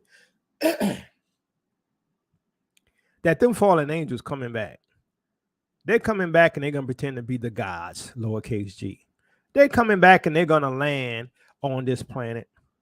They're going to say, we gave you the technology. We gave you the AI. We gave you the science for DNA. We gave you the science for the medicine. We gave you the science for the flying cars. We gave you the science for weather manipulation. And they're going to say, we are your gods, lowercase g. We are the ones who implemented this system from the bottom up, because we know that most of y'all would not go along with the program. So those who are of the evolutionary hive mind or high mind are going along into our system. Them black folks, they can't come along. Them black folks, they can't come. You know why? Because they belong to the true God. They're not gonna call the true God the true God. But they're gonna say, hey, y'all, them black folks, we need to send them back to Africa. Well, we don't want to send them to Africa because Africa has all the resources. Africa has all the gold and the silver and the resources. Well, we got our technology. We don't need this stuff no more. That's gonna be the sell. But they know that the Most High say, you better let my people go. So they're quietly building these structures and building this new world order civilization, building these 15-minute cities like the Line. 12 futuristic cities being built around the world from Saudi Arabia to China. Now, we just looked at the Line, right? We looked at that. That's being built right now, right? That's in Saudi Arabia. Mighty funny that Saudi Arabia always at them world governmental conferences, isn't it? Now, what we have here, right? That's the Line. That's the way it's supposed to look. Now, what does that even mean? Why would somebody build a line like that? Why would they do this? What is the purpose of it? It's a prison. Zero space, right? Minimize the development of carbon dioxide. Foolishness. Here's one you didn't know about. Malaysia, biodiversity, right? Another one that they're creating, Malaysia. Here's another one in China, Chengdu Future City. Oh, Akon City. Now we know why Akon is building Akon City, because he's part of the globalist movement. He's part of the world governmental order, just like Kagame in Rwanda. Akon City. Telos, never heard of this. Tolosa, the U.S. Have y'all heard of this one? I haven't heard of this one. Announced in September 2021, is proposed city conceived by billionaire Mark Lohr to be built somewhere in the U.S. Western Desert. What's with the building in the desert, family? What's up with that? The Line is built in the desert. What's up with that? Woven City, Japan, another planned mega city. What's up with this? This world governmental system being built. New administrative capital of Egypt.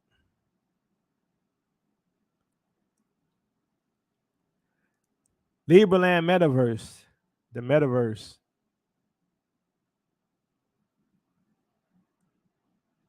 Floating city of the Maldives. Look at that. Somebody look at here.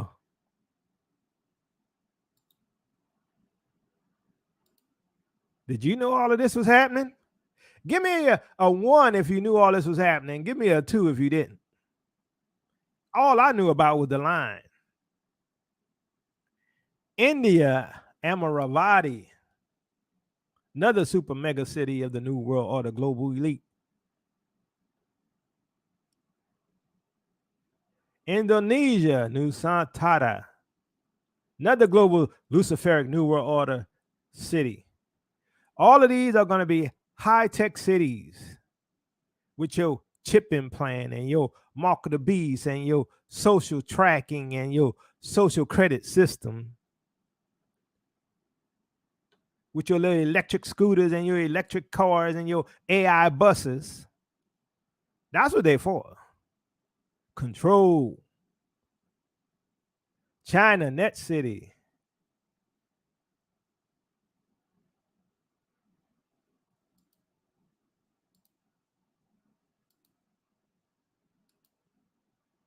Welcome to the new world order at your doorstep. Right at your doorstep.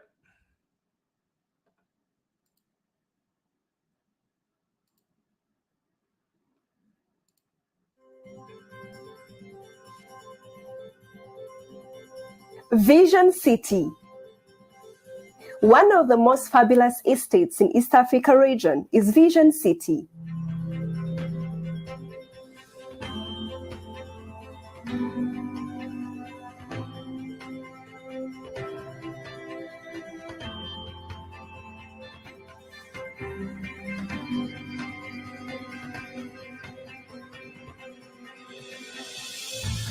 Located Upper Hill, Kigali, Rwanda, only 6 kilometers from Kanombe International Airport, and 3 kilometers from the CBD. This project sits at 157 hectares, of which phase 1 of 504 units is completed. The next phase will be composed of town center, shopping malls, food outlets, banking services, schools, and more. This flagship project is from Rwanda's largest real estate developer, Ultimate Developers Limited. The newly built Vision City that blends modern design with classic elegancy has the breathtaking city view where luxury meets lifestyle. This self-sustaining, impressive neighborhood is blended with state-of-the-art security,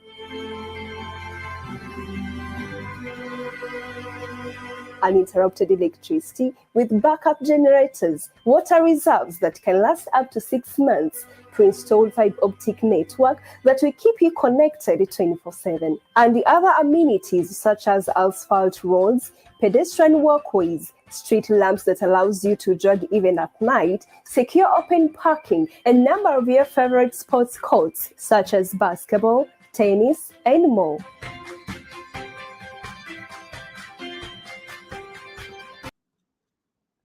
Look like a project to me. I'm sorry. But here's the thing. Does it make sense now that China had those ghost cities? Y'all remember the ghost cities? Do y'all remember the ghost cities? If you remember the ghost cities, China had all these cities that were built over the past 20, 30 years, and nobody was living there. Now we sort of know, okay, we could see, okay, this is part of the globalist agenda. Now, my theory is this. My theory is that these cities, these super mega cities, these globalist corporate cities, they're for the citizens of the world. These mega cities, these high-tech cities, the line and all this stuff is for the citizens of the world. So people like you and me is not meant for us. Those who are going to reject the New World Order, Luciferic world system being ruled over and run by white men for another 1,000 years, no. I prefer to go be with the Most High. You're not going to rule over me for another 400 years. Ain't happening. But it's good that the Most High told us that, hey, we get to go home. So my theory is this. My theory is that, when all of this happened, they had planned for Africa to be a part of the system, but they're not. People like Ibrahim Traore are going to end up having more influence than they realize. Africa going to end up pulling away from it and being autonomous, not part of the global collective. The rest of the world, the Gentile world, the Western nations, the Eastern nations, all of those people, they're going to be united as the 10 toes, Gentile system ruling over each other. While Israelites are going to be ruling Israelites. That's what I see based upon the word. But while you sleeping, while your head is on your pillow, they're building these cities. Now, the one in Rwanda, they could keep that one. They could keep that one. But so as I saw these things, I was thinking, I said, what else? What other cities? Because they're not going to call them 15-minute cities. They're not going to call them Luciferic New World Order cities, or cities that's part of the creative society, or cities that's being developed based upon the UN 2030 agenda. They're not going to tell you that. So I say, well, what else? What other cities? So I say, you know what? I say, what about Tanzania? Because everybody's involved in it, right? So I say, Dodoma. If someone could ask you, what's the real capital city of Tanzania? I know many of you will say Dar es Salaam. The real capital city of Tanzania is Dodoma. I, Bertin, the explorer, has traveled all the way from Dar es Salaam, more than 400 kilometers to Dodoma. I'm at Mtumba, 23 kilometers from Dodoma city center en route to Dar es Salaam. Dodoma, as the capital city, has a lot of cities within. This is one of them. This is called Magufuli City. Like the video, subscribe, and watch to end. You will explore more about this city.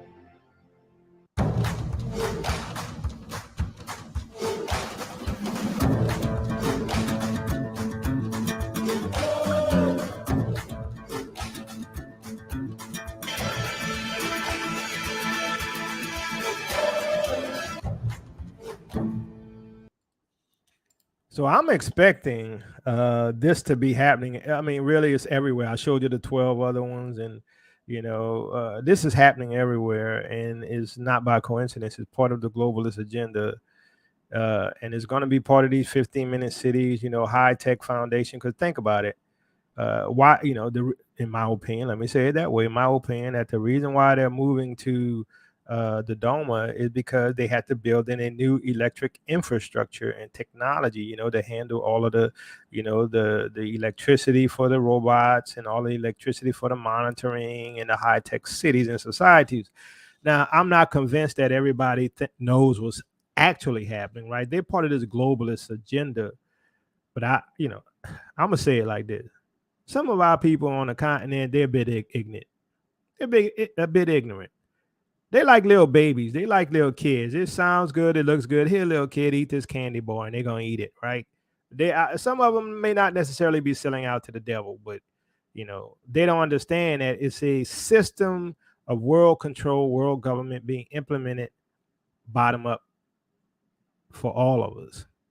And I do agree that at some point, like I said, I think that at some point aliens are going to be involved in this quote unquote fallen angels.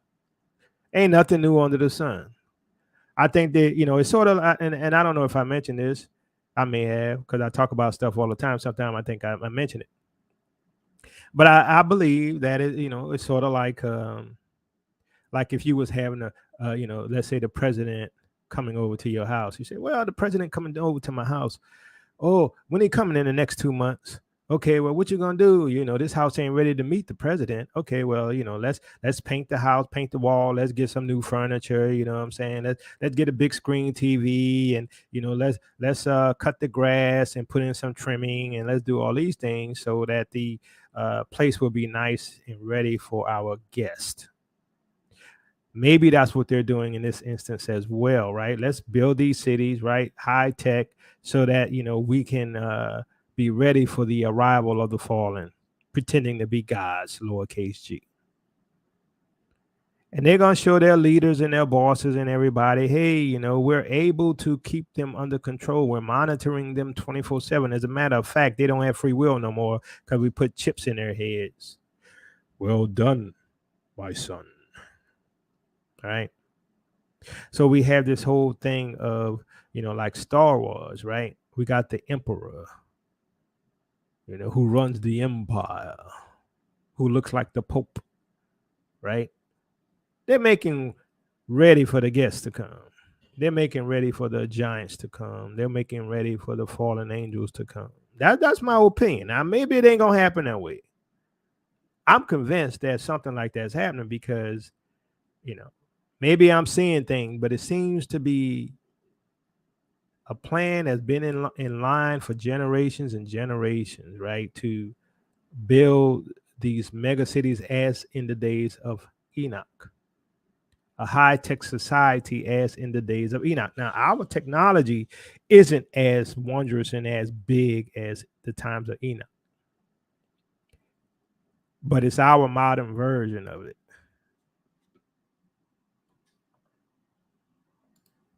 So what does this mean for us?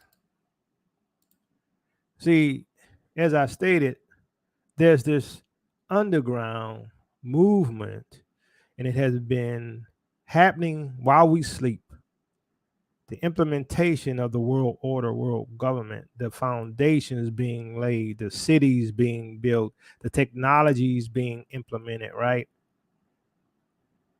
Getting rid of certain people eating lollipops, right? It's all been put in place slowly under the nose of people who don't want to look, who don't want to see, who want to have normalcy bias, right? Some people have normalcy bias because they can't handle what's really happening, right? That the devil has taken over the world. Oh, you sound like a nutcase. Well, maybe you don't believe the Bible. See, some people don't believe the Bible. I believe the Bible. I do. I believe every word, every jot, every tittle. So let's assume that, all of this stuff that's been happening is planned, right? And I believe it's planned. I told you this stuff is scripted, even the wars, to bring about problem, reaction, solution.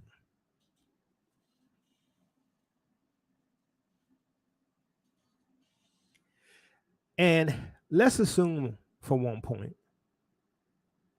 that they, I ain't gonna even assume it. Y'all know they knew who we were, right? Give me one if you think these people knew who we were all the time. I believe it, right? From what we see from the books, ain't no way they didn't know we the Israelites. They knew who we were. They knew they put us into captivity. They knew the Bible teaches that we will go into captivity worldwide. If they knew that, then guess what else they know? They know when we're going home, right? Seem to me.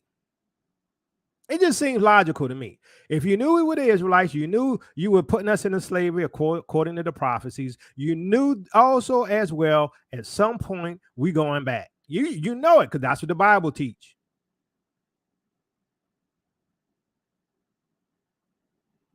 Now think about this for a second, right? Think about this. Look at this video right quick. Now, shout out to Sister Shonda. She saw it. Showed it, and that's where I saw it. And I just see things a little differently, right? I look at the hidden things behind the scenes and how this world governmental system is coming into power, but yet the Bible says some kind of way, according to scriptures, because I don't believe the Gentiles or the northern tribes, right? Some kind of way the Gentiles are sending us home, right? So there's going to have to be a world order, world governmental system that help bring Negroes, the true Israelites, from the four corners of the world back to their land. How does that happen? Think of this. I'm just telling you, I think about things. I see things. I ask questions. I say, okay, they're already doing this, right? They're already moving immigrants to other nations, right? They've been doing it in Europe for like the last 10, 20 years, right? Influxes of migrants into Europe, right? They're in Sweden, they're in Norway, they're in Britain, they're in Ireland, right? All over the place. This is a relocation effort. Why? To promote a mixture, right? Same thing now in America, right? They put the borders down. We have all these immigrants, where? From Russia, from China, from Iran, from from Afghanistan, right? We got all these immigrants. We got the United Nations financing them, right? Come on now, come with me now, come with me on this journey, right? So they already have the means of moving massive people, massive populations to another location, right? Yes or no? All right. So if they do, then there's a plan because they already knew who we were. They knew we would go into captivity. They knew we would forget who we were. So during the time of our sleep, being asleep, because Israel was blinded in part, Israel was asleep, right, till the fullness of the Gentiles come in. So we're at this point where we were asleep. Now we're awake, right? They know we got to go home, which is why I told y'all after 2019, all hell will break loose, which is why we told y'all way back in 2016 that all hell will break loose after 2019 and the nations will be judged. Right. So how do we get back home? Right. We got the same model, in my opinion. This is just my theory. Same model of how we might go home. Because the Bible says what? Flee from Babylon. Run for your lives. run away from her plagues, right? Now, how did this happen? Why? Because apparently, you know, if we put everything together, the Gentiles are involved in this because the Gentiles are going to carry us on their shoulders and bring us back, right? The Gentiles are going to give us gold and silver, right? Can we say debit cards with money on it? I'm just saying, I don't know. Maybe it'll be real gold and silver. But apparently they know something, right? So think of this for a second. I'm going to show this video and I'm going to talk about it.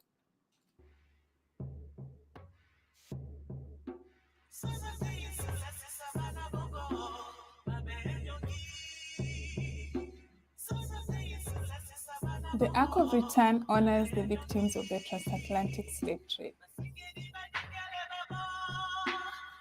But it's not just about the past, because the legacies of slavery haven't gone away. They still affect us all.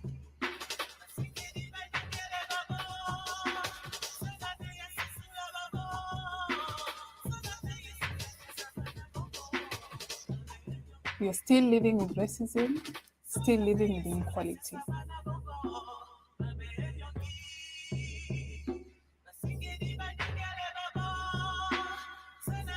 Come visit the Ark of Return.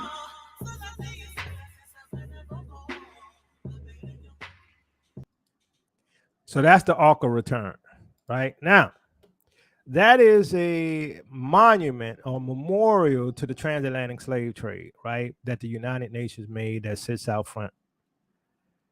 Now, personally, I don't need nothing from them jokers except my reparation. But think of this for a second. So supposedly it's named after the Door of No Return, right? But this one is called the Ark of Return. Come on now. What do they know that you don't know? Come on, let's play with the words, right? Because it's supposed to be there to memorialize the transatlantic slave trade. But why is it called the Ark of Return? My opinion now, because they know we're going home. It's symbolic of the fact that the slaves, the people of the transatlantic slave trade, are going home. That's my opinion. Now, I did this particular video, when was it? A year ago. I didn't know the relevance of this in terms of the Ark of Return that we see with the United Nations, but you know, hey, maybe I'm making a connection there that shouldn't be there. I don't know. But I had a video I called Gentiles Must Return the Ark of the Covenant. I'm gonna just play this little part from it, right? But as soon as the Ark of God came to Ekron, the people of Ekron cried out, "They have brought around to us the Ark of Yahuwah of Israel to kill us and our people. They then brought this ark to our city to kill us." They sent, therefore, and gathered together all the lords of the Philistines and said, "Send away the Ark of Yahuwah of Israel and let it return to its own place, that it may not kill us and our people." All right, so they had to send the Ark of the Covenant back, right? And if you go watch that video, I make the case that we are the Ark of the Covenant, right? We are the covenant people. We are the ones who are written in stone, right? We are the ones who show forth the light of the Word of God, because we live out the Word of God. We live out the law, statutes, and commandments, right, of the Most High. So therefore, they had the Ark of God among them, as the Philistines has. Now, this may be the reason why they call it the Ark of Return, because you know, I don't believe in coincidences, right? That they're gonna send us home. I mean, because obviously from the scriptures, that's what it says, that the Gentiles are gonna send us home, right? So I know this is a long video, but what I'm gonna do is I'm gonna put the link out there I want to get y'all comments on this thing, right? I want to get y'all comments on this because personally, you know, I don't think we got much time. I mean, that's just my opinion, and you know, I ain't set no dates. You want to come on, you can, and I'm not gonna be long with it, you know. So whatever you got to say, you know, make it short and sweet. But I'm gonna go ahead and bring people on here, because when we look at the creative society and we look at the implementation of the 2030 agenda and how all this is happening speedily, then we have to be prepared, right? Because we know that before all of this happens, we're going into they're going to go into captivity around this time, because what's going to happen is the economy going to crash, right? Food going to crash, right? There's going to be terror, right, happening. There's going to be the lack of food items. And so a lot of these things are about to happen, right? There's going to be cyber warfare and cyber crashes. I'm like, okay, I'm seeing the plan being implemented. Brother Rojo, how's it going, Brother Rojo? You have to unmute yourself. Brother Rojo. Hey, shalom, shalom to you, brother. Pew, pew. Hello, can you hear me? Yeah. Hey, what's up, brother? What's up, Rojo? Yeah, hold on for 1 second. I'm like in 2 or 3 different places. I'm trying to move really quickly. Okay. No, there's something I was wanting to bring up to you. I haven't been kind of like chopping it up with y'all for a little while, but did you know? I wanted to tell you, Rojo, I saw you for the first time on Cares. Oh, did you? Yeah. Look, you look good. You look good. Your hair was all laid out and everything. But I say he don't look nothing like I thought he looked. But I guess that's how I mean. When they see me, they're gonna be like, "You don't look nothing like I thought he looked." Well, yeah, I know some people tend to think that I'm either like somebody said that I had with my voice, they thought I would resemble Wesley Snipes. I said I wish. And along with it,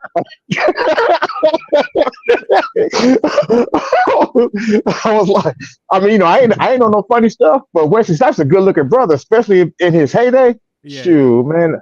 Oh, yeah. But anyway, but hey, check this out. The word of caution to you is Pennsylvania now, and it's even for us up here. But man, them folks, talk about coming after us, man. But especially like you're in Texas down there. Do you know that they're blaming y'all for those fires or blaming us? Are they? Yeah, because you remember the story about the laugh buckets, right? What is it? You remember the story about the laugh buckets? No. Back in the day, at the height of Jim Crow, we had to go stick our heads in buckets and laugh.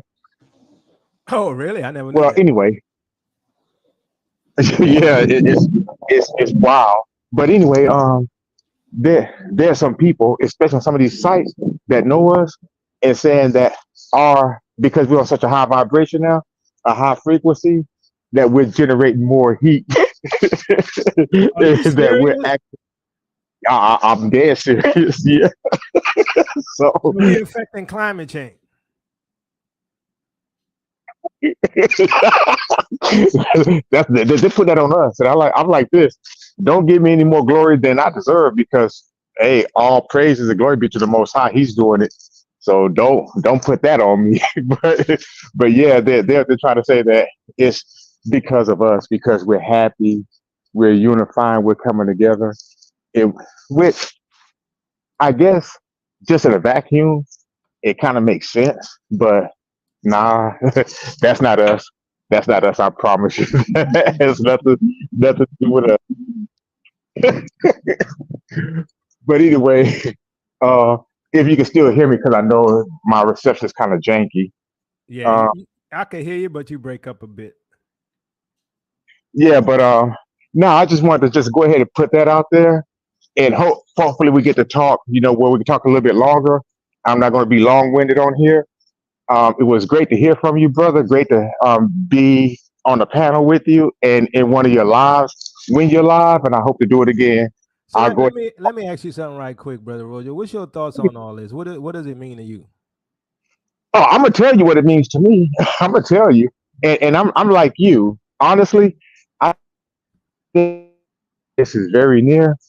And if not, If not, like you said, I'm with you too. We're gonna go ahead and be with the Most High, and we're gonna, I guess, just get judged early. But I'm those cities that they're building out there. It would be nice if we could go out there and just pull a Debo or a Suge Knight and take it from them and send it back up to the ice. Yeah, give me that chain. What you got on my homie?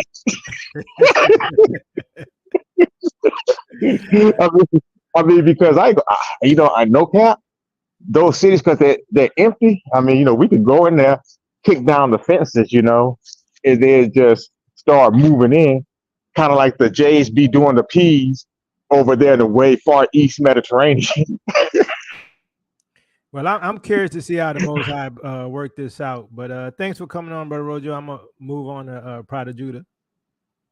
All right, shalom. All right, see. Shalom, family. Hey, Pride of Judah, how's it going? Everything's good. I just had a few observations that I wanted to present. I was been watching a few videos online, and one of the things that I noticed was that the truckers are complaining that they're not getting a lot of loads. A lot of these truckers are being laid off, and the work just simply isn't there, which, long story short, means that there's not enough produce, products, commerce occurring in the trucking industry to keep them employed. Some of them are receiving bounce checks for paychecks. There's no money on their fuel cards, and it's really kind of crumbling right underneath our feet, and no one's really noticed that. One thing that I found to be kind of incredulous was I run a business. I had a vendor call me and said, yeah, can you go ahead and take care of your invoice this month? So I says, well, my bad. I didn't see an invoice come through. And they said, yeah, we haven't mailed them out yet. And I said, well, is my account in the arrears? No, not at all. We just want you to go ahead and take care of that today. So I said, wow, you haven't mailed the invoices and I'm not in the arrears. But basically, what that lets me know is that there's a cash flow issue. Yeah. Regardless of what your industry is, the money is not moving. People are not getting paid. And when they do get paid, some of these checks are bouncing. And of course, you're not going to see this on television, but you have to kind of look around and connect these dots. I do think I remember seeing a video where some people sold their stock in Walmart.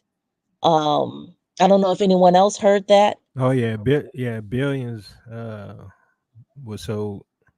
Right. And then that was followed up with another video regarding Walmart where they're setting up their customers for these theft charges on the self-checkout. Oh yeah, I saw that too. Yeah. So I'm thinking, wow, there is no scheme that they will not enact or put into motion to extract money or extort money from their customers. So I know that I hate to be pessimistic, but I'm also realistic, and I just have to call things the way I see them. Things are never going back to the way they were, and things are going to continue, conditions are going to continue to deteriorate, and something has to happen. Yeah, I agree. Yeah, that's all I have to contribute. Okay. All right. Thanks for coming on, Prodigy.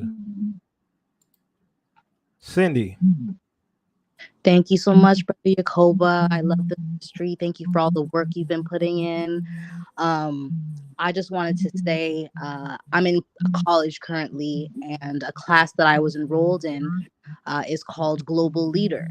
And a lot of the stuff that you were posting, sharing the videos about, the content is parallel to the content for my coursework.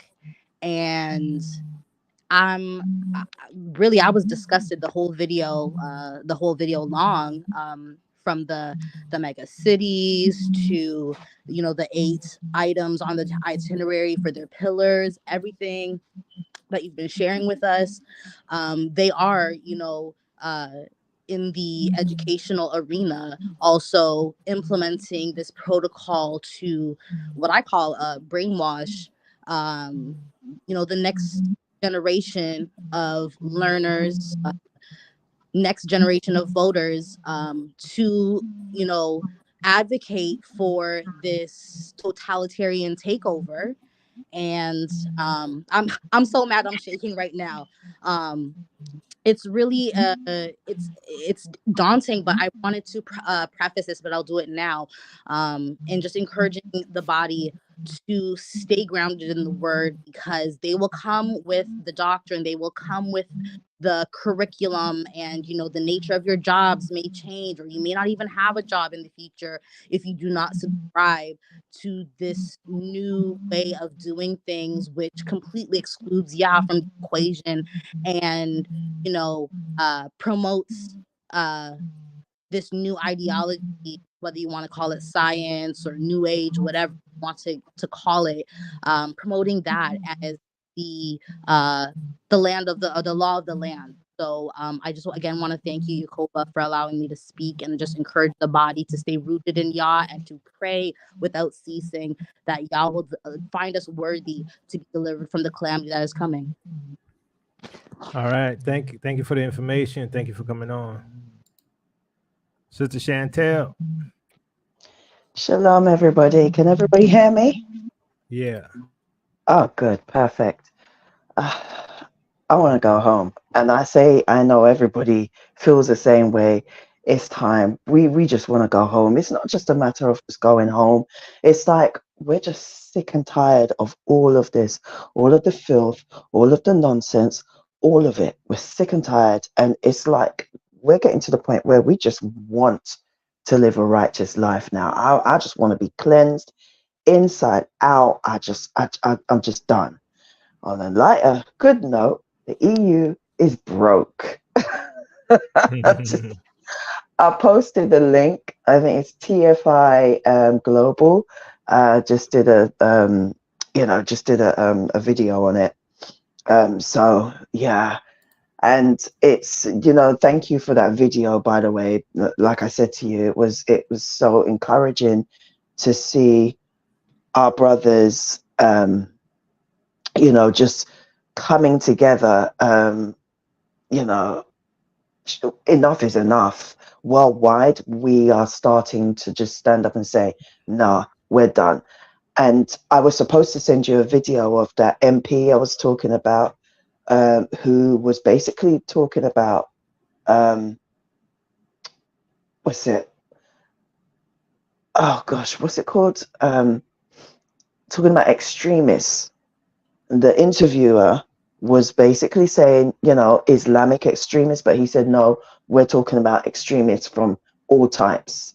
We need to destroy those who, say harmful things. Well, it didn't say harmful things, but he said cause harm and are violent. Now, we know that these people, truth is violence to them. So speaking truth is violent.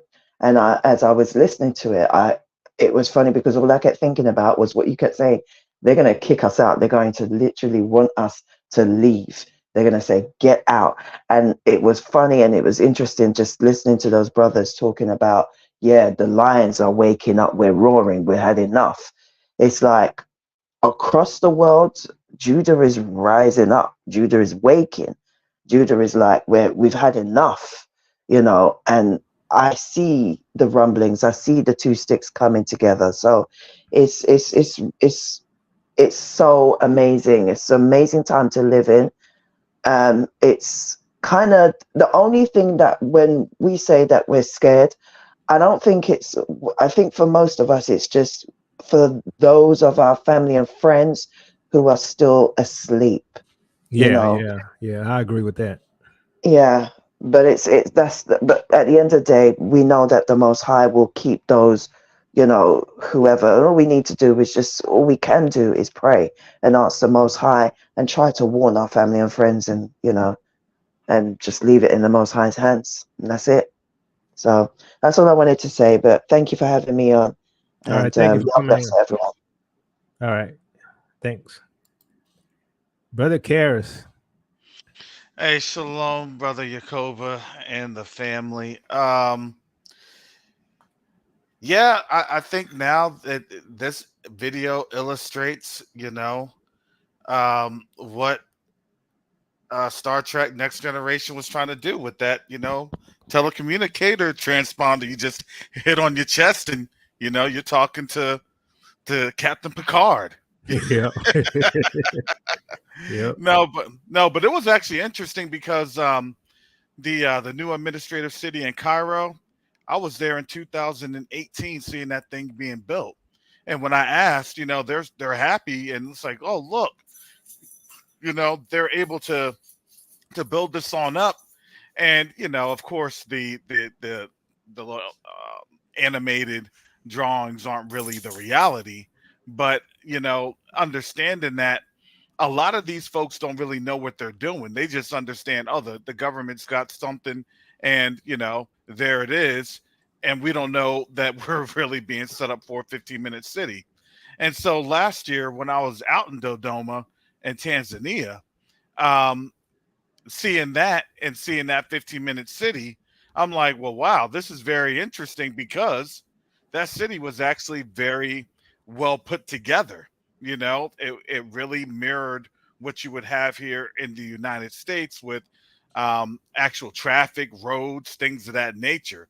But as we were being told about the city, it was an administrative city or center because that was their new capital that they moved from Dar es Salaam to Dodoma, which is about an 8 to 10 hour drive.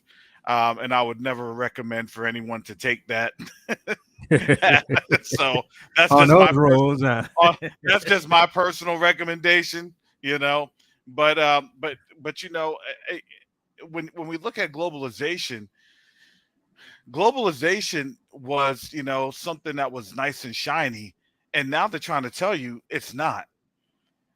You realize all this is going to happen after war, after conflict, and now we're getting into that season.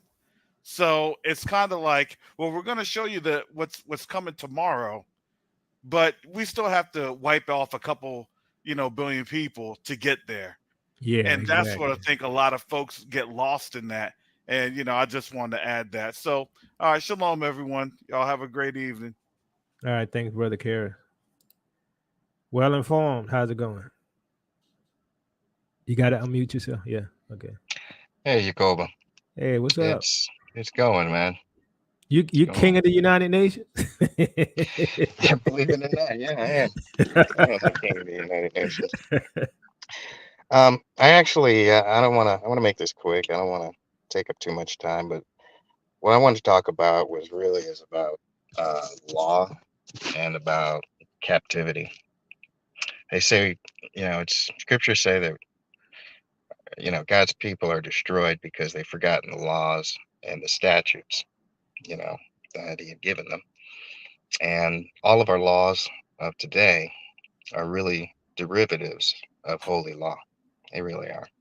Just over time, wretched man have come up with crazy derivatives, but they're still the law. The law is not going to change.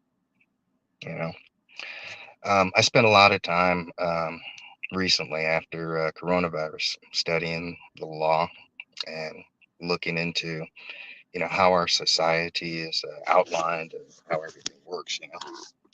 And what I realized that most of the world really is in captivity. Really, truly, capitalization. It is captivity. Yeah. One of the things I really wanted to talk about was Social Security. Everybody gets these Social Security cards, and they never read the contract that goes with them. The Social Security card is basically a stub that you sign and you agree to, like when you go to the movies, you get a ticket stub. Well, that ticket stub that people sign, it's an agreement to HR 7260, the Social Security Act that was issued by President Roosevelt back in 1936. And reviewed it. This is after the bankruptcy filing. He came out with the New Deal, right? Well, it turns out the New Deal is name entitlement, and it's basically slavery. There's a law, and it's a Roman law. It's called Capitis Diminutio Maxima. It means all names in capital letters. In the beginning, when Social Security first came out, the cards, it was a pension. It was a pension agreement. All of the people that were signing up, they were employees of the Social Security Board. You really have to read the contract to understand what it is that you're agreeing to. Anyway, after the first group of people signed up, all their names were not capitalized. But shortly thereafter, they came out with a new card where they capitalized the names of everyone. And by agreeing to be, because a lot of people call this a straw man account, a straw man name. But the main fact is that when you sign it, you're agreeing to, per the terms of the Social Security Act, which I've read thoroughly, with Black's Law Dictionary out on the table, 5th edition, the same one that was available during when it came out. And what it basically is doing is it's name entitlement. And when you sign the Social Security card, you're agreeing to be the capitalized person that's on the Social Security card.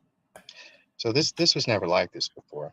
The reason they even came out and started doing this is because in Proclamation of Emancipation after the Civil War, Abraham Lincoln freed the slaves, and 10 of the states, they seceded from the United States. So the old corporation of the United States, it ended up filing bankruptcy. After the war, they filed bankruptcy. They wanted to re-enslave everybody. Of the 10 states, 11 million of the indigenous Americans, that's what we are, we're the copper-colored indigenous Americans of North America. That's what Webster's Dictionary says from 1820. And what they wanted to do is they wanted to re-enslave everybody. So they came out with Social Security, the New Deal.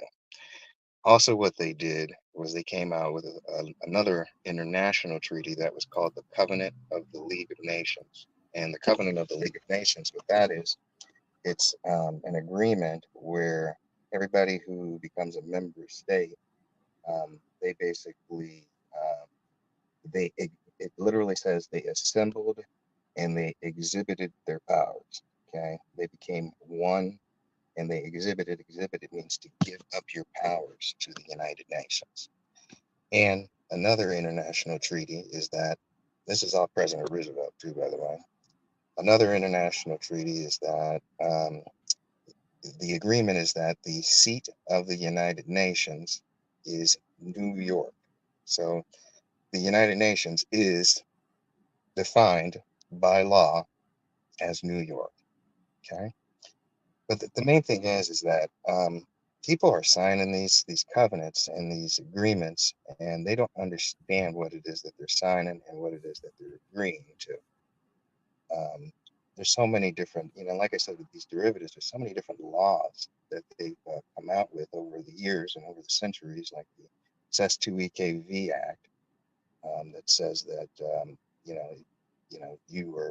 don't present yourself within 7 years, then you're literally like a deceased person. All of these laws were placed in effect so that they can literally enslave mankind, and that's what they're doing. I don't know if you've heard anything about this. Yeah, I've heard some things about that, and they were saying, and let me know if this is what your understanding is that pretty much we are collateral to the British, and that and that's why we're with the Social Well, Security. me and you start a business, we're going to go out and we're going to get capital, and capital is an asset, and it's our property, literally. And most of America, and actually after the Social Security Act came out, and they came out with the United Nations, the United States was the first one to do Social Security. And then it started spreading across the world like foreign wine. And now there's 4 billion people who all agreed in their Christian name, their lowercase name, their God-given name that their mom and dad gave them on their birth certificate, they agreed to be a capitalized person. And even now, people who are being born, when they get their birth certificates, they're not even getting a birth certificate with a, with a Christian name. They're getting it with a capitalized name. They're being born as slaves in Capitis Dominatio Maxima. And what I'm really getting at is that, after studying the law, I'm really convinced that everything, law, science, everything leads me to believe that the Most High is true and righteous in His word. Everything He said is going to happen, has happened, is happening. I really believe that the Gentiles are coming to their full, like the Bible says.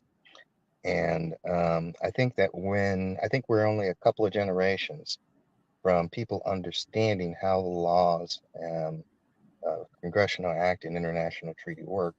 And what they're going to find is that the new kingdom is the United Nations that God made. And when they understand how Wait, the mankind new kingdom is works, the United Nations? What do you mean by that? I believe the United Nations is the new kingdom. Kingdom of what? The new kingdom that was foretold that God was going to create. Oh no, the UN is That He was going to. Oh no, United Nations is Satan's kingdom. The United Nations is Satan's kingdom. Oh yeah, I believe it is. I believe it was. I believe they wanted it to be. But And I it also is. believe that in their wretched acts of annexation, which is the taking of property, annexation and trying to steal and trying to enslave mankind, I think that because of the laws that they instituted, that they've given everything to the Israelite people by trying to steal. The way it works is like, okay, So I'm gonna have to move on, but basically, are you saying that the United Nations is under God's control now, or what are you saying? I have to believe everything's under God's control. Yeah, but I I mean, believe all plans are God's plans. But are I you also saying believe it's a God? It's a God. I believe that they tried to steal everything, and everything in turn that they tried to steal was basically handed back over to the Israelite people because people can't understand the laws of entitlement. And in chief is a chief in the absence of the king. The new So deal. do you believe there's going to be a separate kingdom? Because I believe there's going to be two kingdoms. There's going to be the Gentile kingdom of the Antichrist, and then there's going to be God's kingdom, which is going to be on the continent of Africa. On the continent of Africa? Yeah. I believe that the United States is the home of the Israelite people. I believe that. Oh, okay. So you believe it's our home? I believe Utah. Okay, so is, you're a Mormon. You're a Mormon Israelite. No, I'm not Mormon, man. No, man. Well, how do you believe Hebrew America is our home and that we're from here? Because the Bible does. I just think that they've gone. I think they've done a lot in order to confuse us, and I think they've done a lot to confuse us, including saying that that the current Jerusalem is the old Jerusalem of the day. So you must be new to Obviously, this. it's You not, must be because new to this Jerusalem's channel, supposed to right? be. You must be new to this channel, right? No, actually, I love your stuff, man. Okay, because do you know we don't believe this is our homeland, and we believe that the Bible say we would be scattered amongst the nations as slaves, and we would go to a nation that we don't know their language, right? We don't believe that. We believe that Israel is sub-Saharan Africa and that Jerusalem is in Ethiopia. We don't believe nothing about that with Utah and none of that. But I'm gonna move. I'm gonna move on, and appreciate your perspective. Thanks for coming on. All right, thanks. But I urge everyone to truly just study the laws. Study the laws so we can understand what's going on and what we've agreed to. Okay. We have All right. covenants. Thanks a lot. All right. Digital Boy Film Works.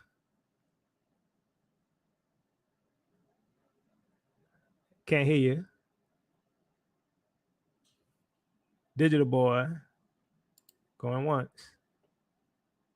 I'll come back to you, Digital, because I can't hear you at all. All right, Hugh, how's it going? Hugh, I know you've been patient.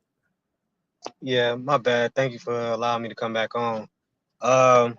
this kind of what he said in the end started to make me get to this point where I was basically seeing how we know that the cults, the Israelite cults and the camps and all that, was a perfect setup for this lie of that 12 tribe chart that came from Ariyah.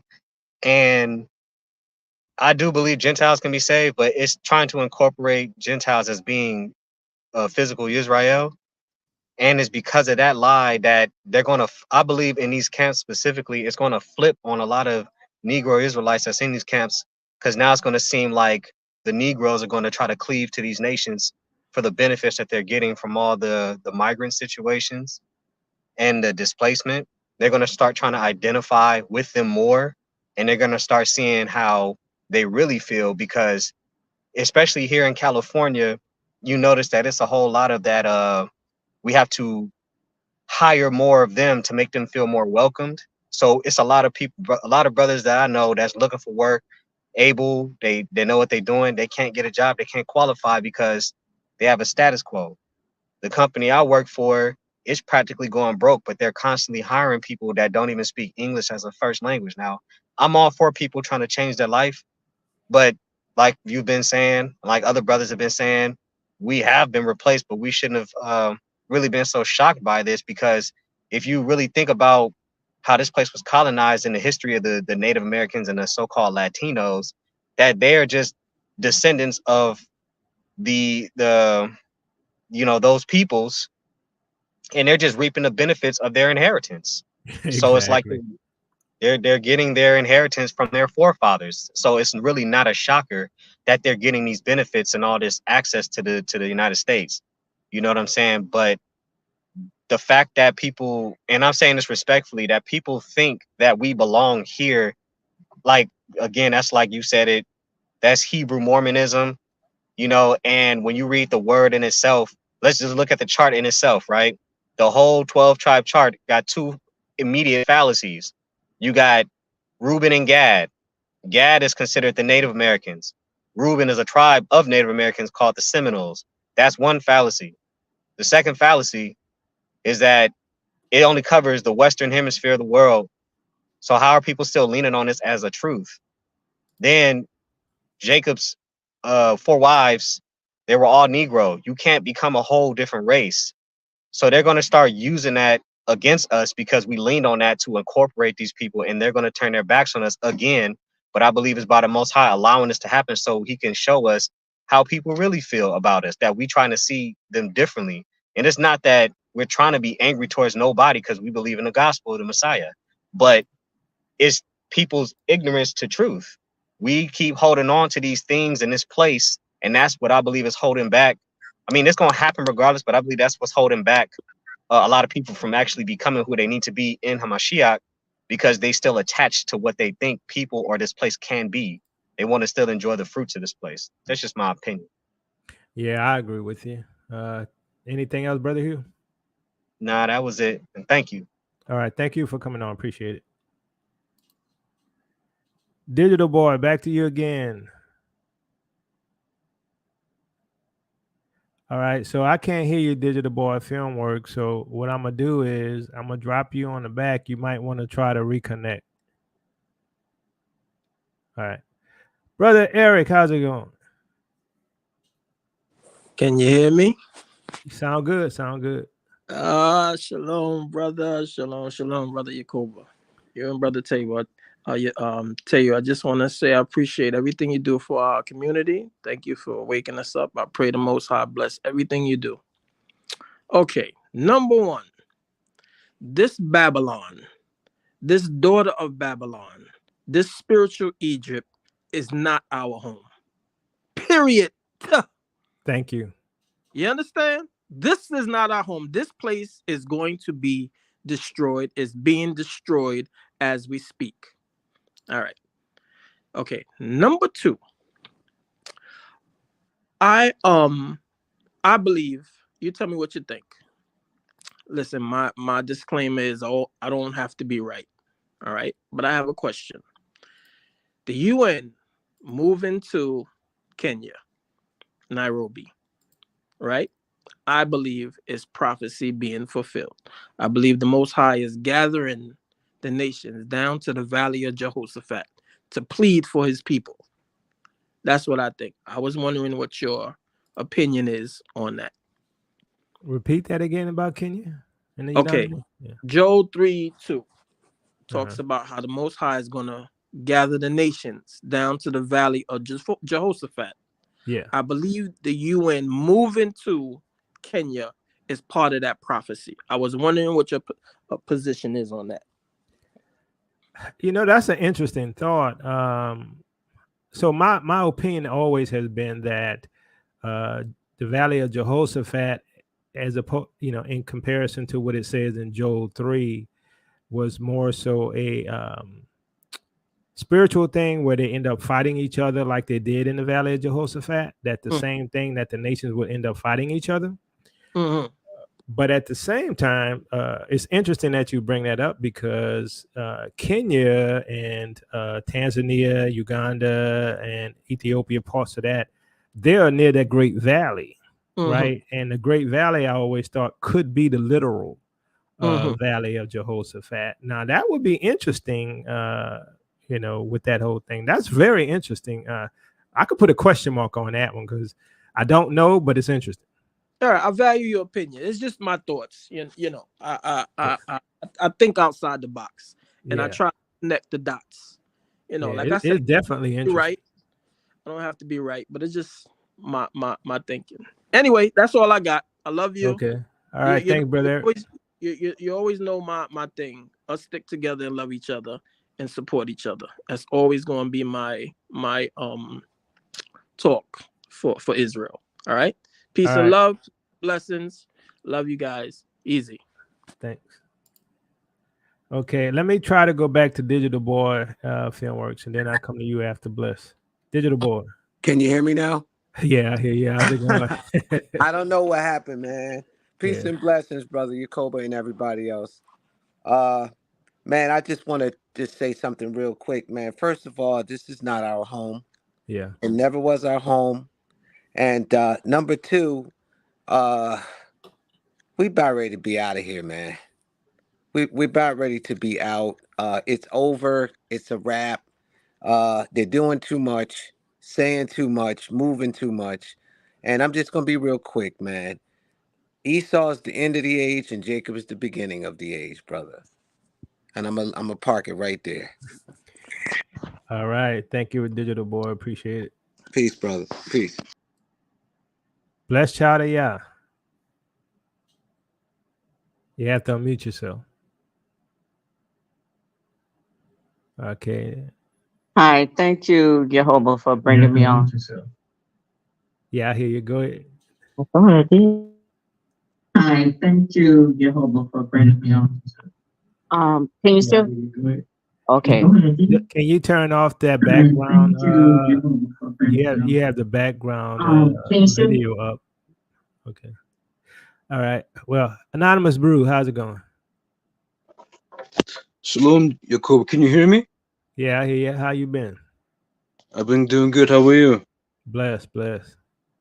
Well, I'm up here in Canada, so right above you guys. And with what you're saying, I totally agree with you. You see, right now, as we speak, our prime minister, which is like the president, he's passing these one world order laws.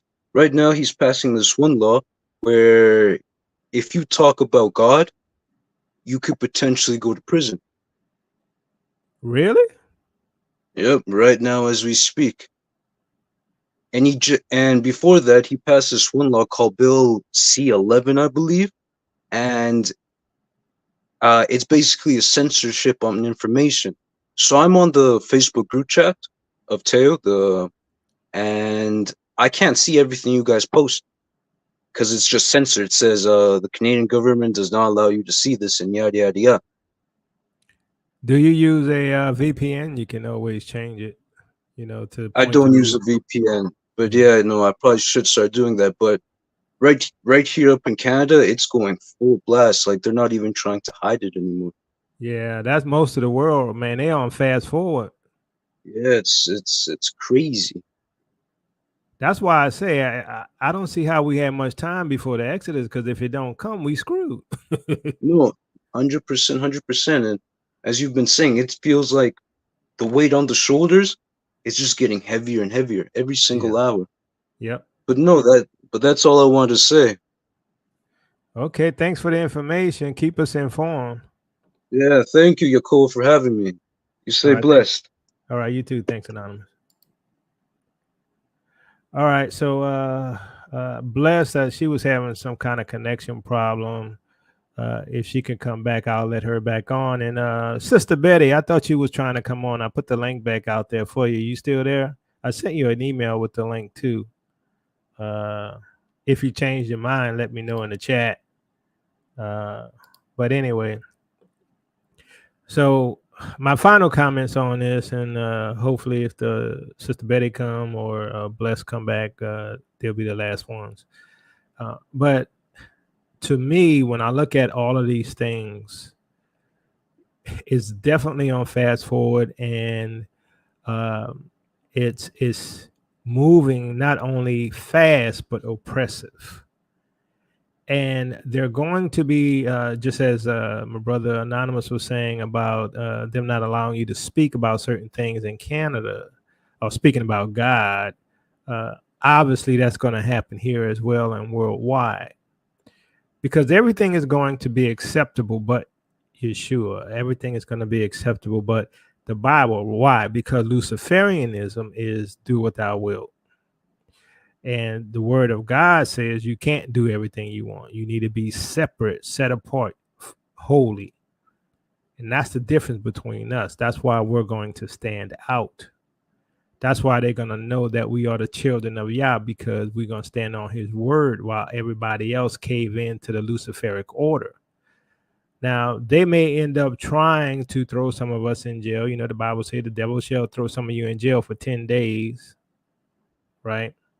But I do think that we are at those tough times. Sister Betty, how you doing? You back from Africa? Shalom, Yakoba. Shalom, panel. Yes, I am back from Africa. When I tell you 60-year-olds should not ride the airplane with arthritis in their knee for 22 hours, they shouldn't do it. Yeah. Unless you got something to make you sleep the Yeah, whole but day. they ain't have to give me nothing to make me sleep, Yakoba. All Delta had to do was give me the eye blinders, and I passed out anyways. I was tired. I was tired. But Yakoba, you got the patience. I know you're not known, to have a lot of patience, but listening to that last guy, not the one before the digital guy, you're good. I don't think people really give you that amount of credit, because we Native Americans now, I thought that were them $5 white people that bought there. Man, look, these people, Sister Betty, this whole America, our homeland stuff. I'm like, I don't know where that stuff comes from, to be honest. I don't even see how you can logically and rationally come up with that one. In 2024, he wasn't here for 2019. Yeah. He wasn't here. He ain't been counting the years. He haven't been reading scripture to know that we were scattered to all four corners of the earth, and Yahuwah has to call us back. He's gonna do the gathering. Yeah. What? He must believe us around earth or something. I don't know. And from the land of our captivity, right? So how can this be our home and be the land of captivity? And be the land of captivity. Really? Yeah. And that's tell me he's studying law. Well, you need to go study some biblical law. But anyways, Jacoba, so we are not home. We know for a fact. And then he said, people say that they've been following your channel. If they've been following this channel, the same channel that we've been on since you started, there's no way you can get on with a group of people like us, a group of intellectual people like us, and put that out there in the atmosphere like that. Like that was just, I almost got sick. But anyways, being on the continent, Yakoba, I shared a little bit with you, about it. But like you always say, it's going to take something, and it's only going to be the Most High that's going to be able to bring us together. Because just like we separated and divided here in America, in damn America, we separated and divided right now on the continent. So I know it's going to have to be the Most High that bring us back.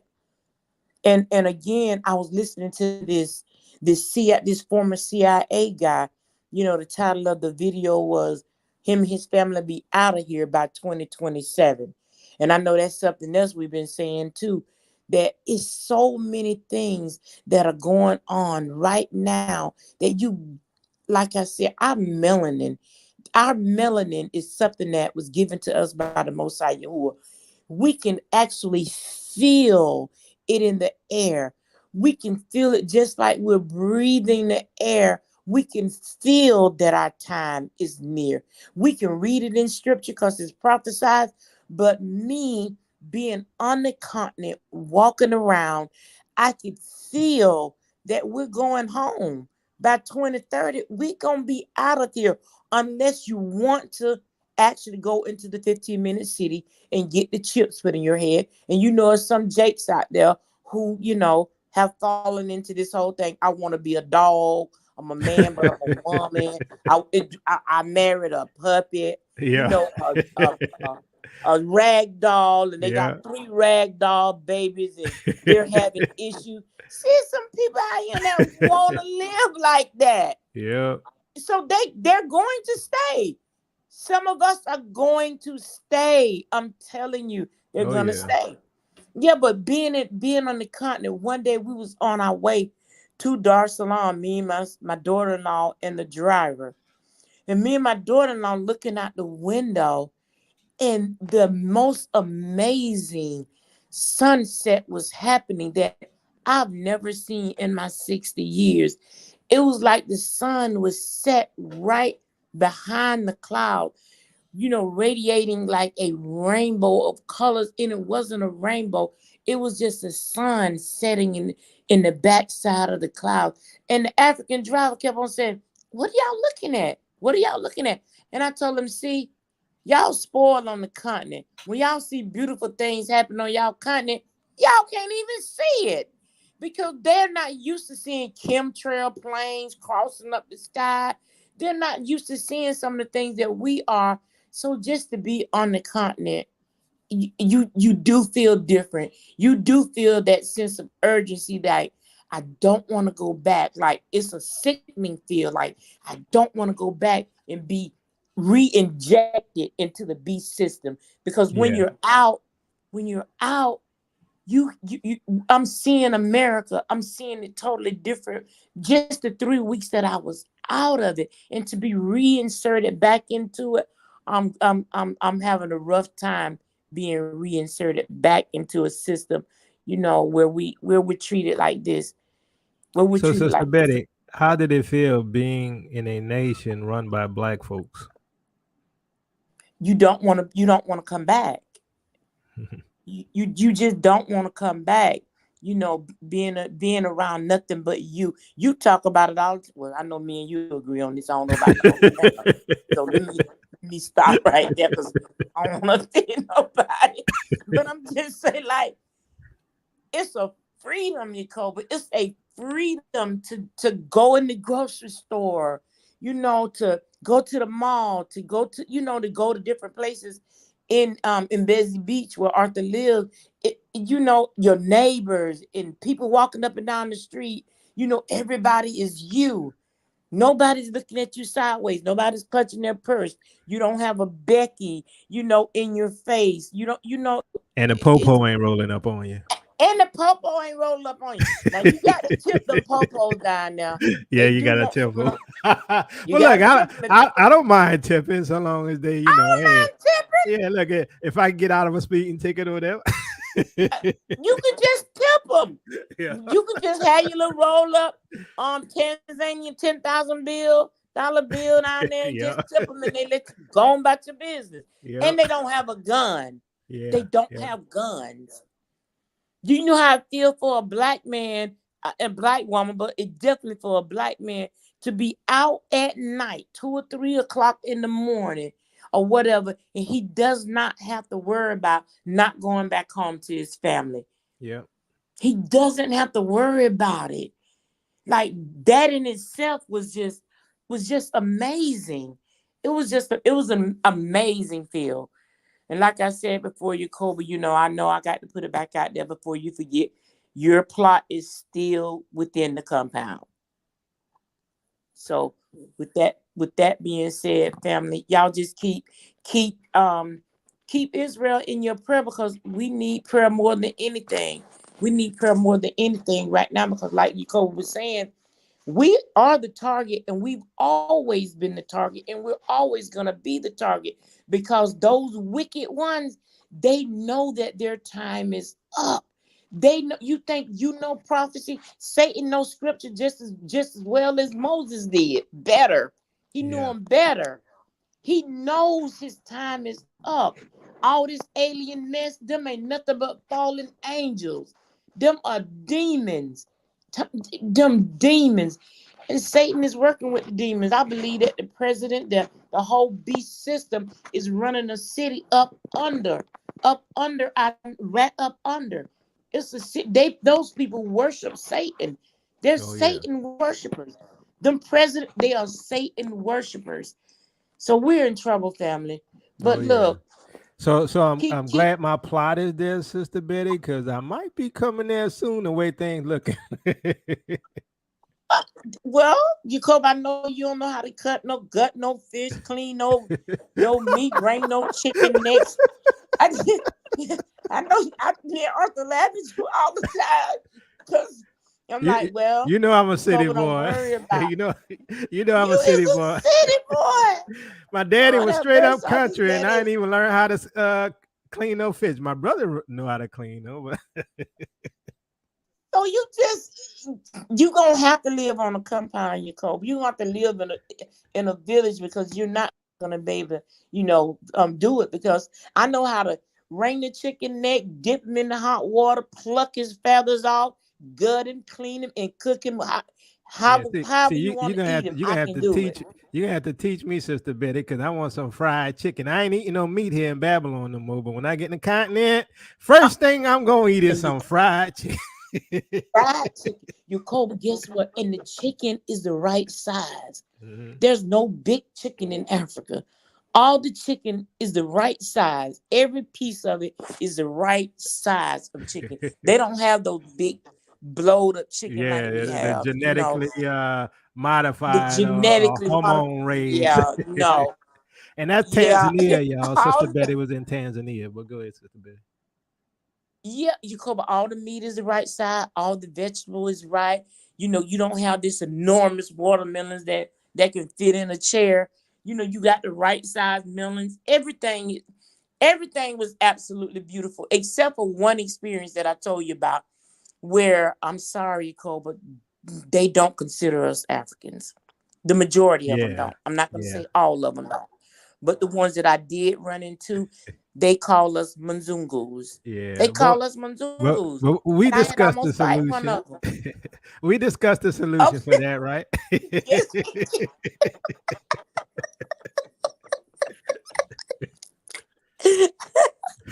That's an inside. Well, yeah, we did. Okay, I'm done with that. We got a solution for that when we get there. Yeah. But overall, family, if you ever decide to go to Africa, I mean, Tanzania is a beautiful place.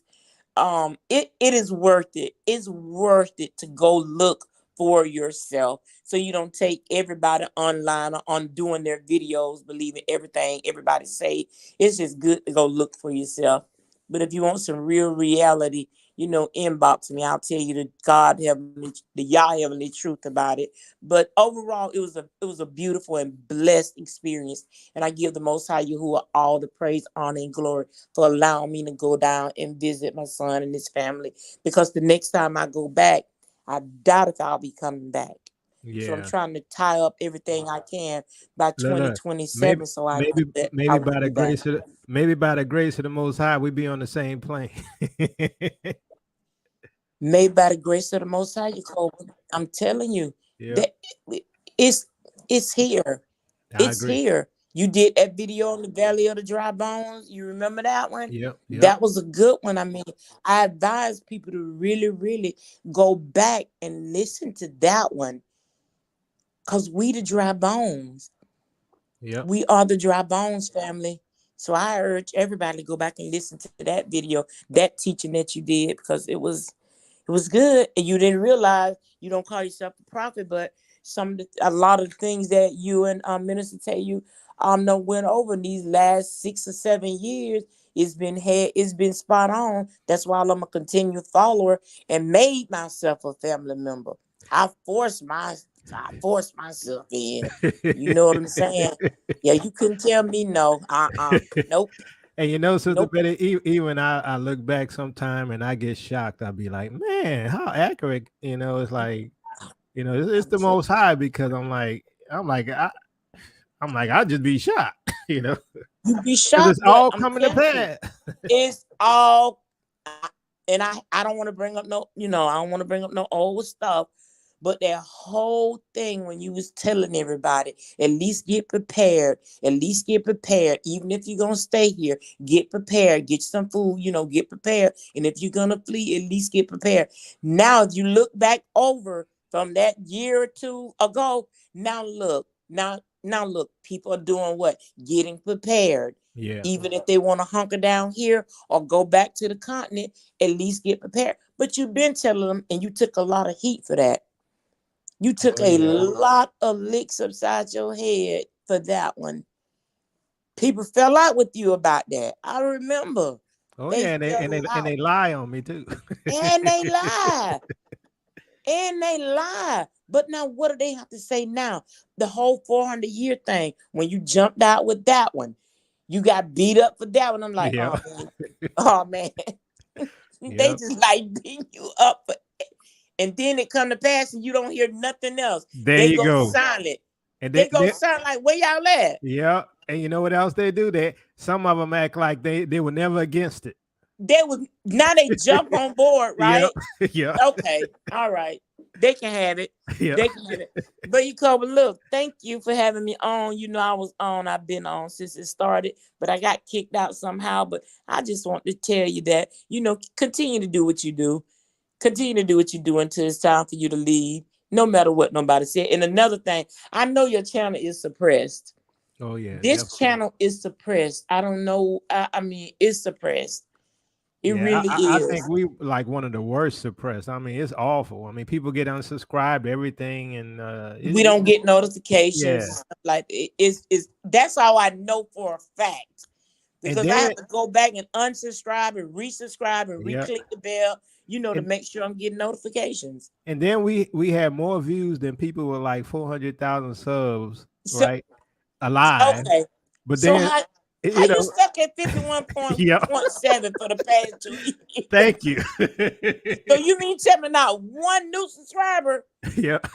Not one or two, maybe 5 Yeah. in 2 years? Yeah. No. Yeah.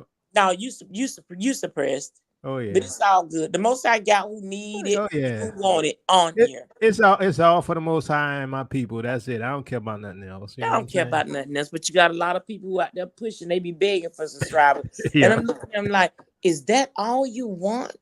Or did a whole subscriber? Oh wow, we're here. I'm like, wow. Wow, that's crazy. Yeah. But yeah, Jacob, I know you got to move on. I know you want to end this one, but I just wanted to say thank you so much for having me on the panel, and thanks to the panel also for always shouting me out, saying, Jacob, I got to tell you this. I'm way in Arusha. In the restaurant. Guy come around the corner. Are you Sister Betty? I listen to you on your Cobra's channel. I'm like, this dang Jacob got people way in Arusha talking about how they have to meet me because they listen to me on your Cobra's channel. And I'm like, oh, really? And Arthur like, Mom, when he found out you was my mama and you was here in Tanzania, he had to come and meet you. So they live in Lagos or something like that. Him and his wife moved down maybe 2 years ago, and they're living in Tanzania now, and they listen to your channel. So there go 2 new subscribers right there. And you know, Sister Betty, you gotta come on more. Everybody be like, "Where's Sister Betty? Where's Sister Betty?" I'll be like, "I don't know. She must be busy." Jacoba, you know if I ain't on, you know I'm busy. Yeah. Yeah, you know I'm busy running the preschool and trying to run my own life. It's a lot. It may not It seem like is, yeah. it is. Then Yeah. Arthur and them on the continent, him, his wife, and the 2 little grandkids. You know, it's a lot. And then I told you what we're doing on the continent. It's so much. It's so much. But it's gonna be ready. We're gonna be ready though, Jacoba. You Yeah. ain't gonna have to I do think nothing. we're going home soon. I feel it in my spirit. I mean, You you you know. see, you feel it. Yeah. It's that melon. We feel it. The Yep. Gentiles, not that they feel it, they know it because who got more scripture and more knowledge of who we are than them. Yeah. You know, so they had the slave ship with all of our names ended with Yah. Those people, they know who we are and know where they knew where to go get us at. They knew. They knew. They Oh know yeah. who we are. Yeah. If the Africans don't know who we are, them Caucasians do. They know who we are. We are his people. We going home, Jacoba. Oh yeah. We going home. I believe it. We going home. I know we are. Because I'm telling you, sit out there looking over the Indian Ocean in Africa, just thinking about the slave ships and how we're going to come back. We going back in ships and planes. We Yep. going back. Yep. Ships and planes. We Yep. going back. Isaiah 60. See? Yep. We going back, Jacoba. But look, family, again, Jacoba, thanks for having me on. And let the panel know I'm sorry that I be missing in action sometimes. Y'all charge it to my mind and not to my heart. And thank you for coming on, Sister Betty. And I also want to shout out to Brother Arthur, Sister Betty's son. He got Solo Soul. That's his channel, family. Y'all go subscribe over there to Solo Soul, right, Sister Betty? Solo Soul. And if you do go and you see where I fell down the in the river at the second largest waterfall in Tanzania, I fell in the water. Arthur made a video of it. If you want to see me falling down, cutting the food in the continent, go check out Solo Soul So and hold the laughter you down. didn't hurt yourself, huh, Sister Betty? Yeah, I hurt myself. You cover You my did? ankles. My ankle about to puff out of my tennis shoe coming back home.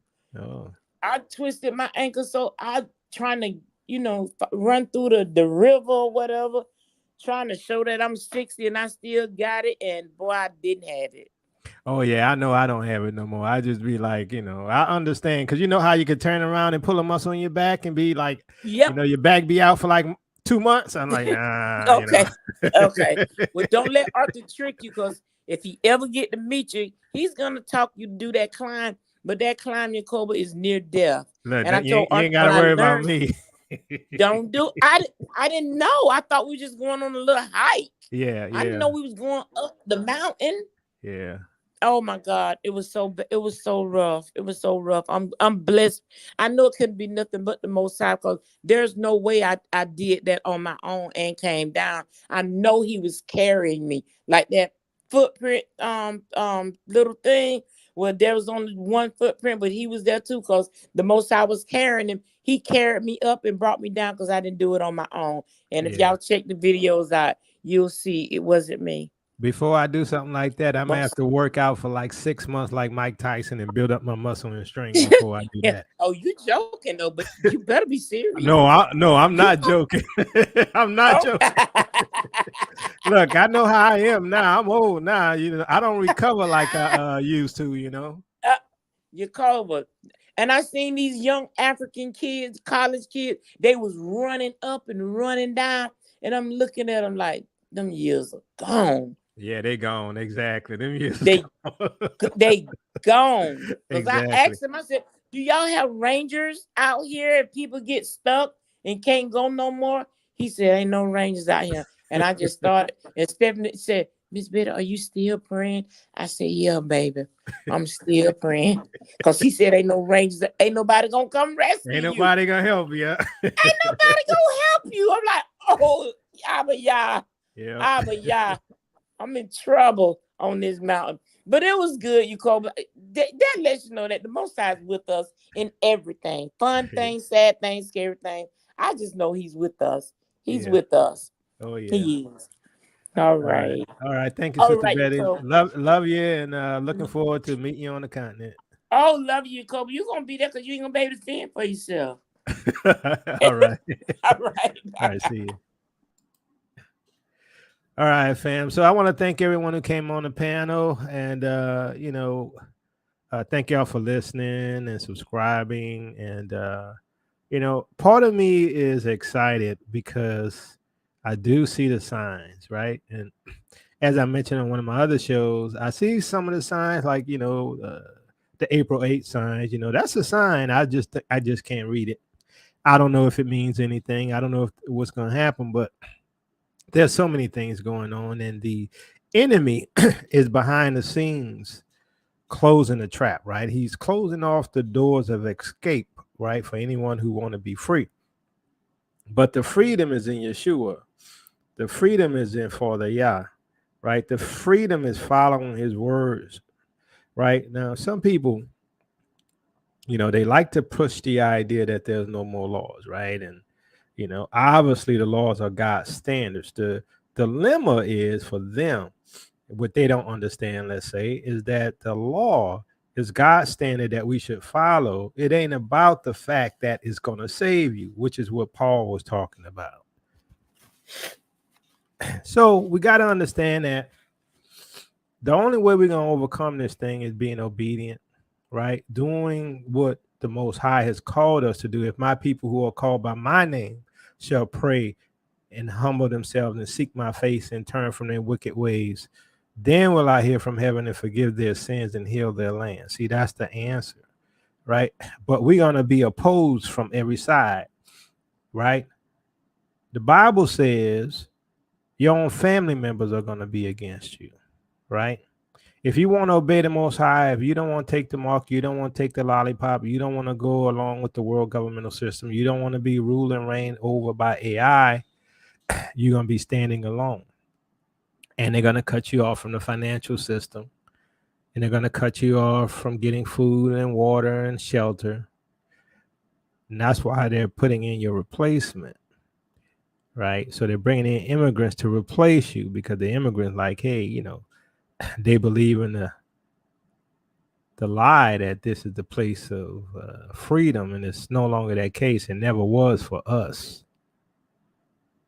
But we're about to see. I really do think, it's very, very close. Whatever that is, right? Whether it's the second Exodus, whether it's the collapse of the dollar, whether it is the collapse of this nation, whether or not the food stuff, disappear, and fire and earthquakes, or whatever it is close.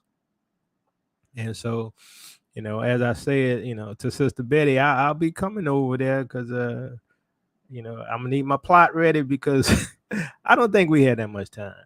I really don't think we had that much time. And thank you for coming on, Sister Betty. And I think we all need to understand that we have to, as I said, support one another. We all we got. It's us and the Most High. It's a family, right? It's a family. And like even some of the Gentiles who supposedly are Christians and believers, right? You can see that they don't live it out. That's because they don't know the word. They think they're living it out. They think all they have to do is have faith. But faith without works is dead faith. And so, when you study the scriptures, a lot of people have to deprogram themselves from Eurocentric Christianity. Because, Christianity, they made up stuff, right, to fit the charge, right? And the Bible really is to Israel, for the most part. I mean, there's some stuff about the Gentiles, of course, with Paul, but, it is what it is. And the ones who, for the Most High, that going to be with the Most High, period. I don't care if you're Jew or Gentile.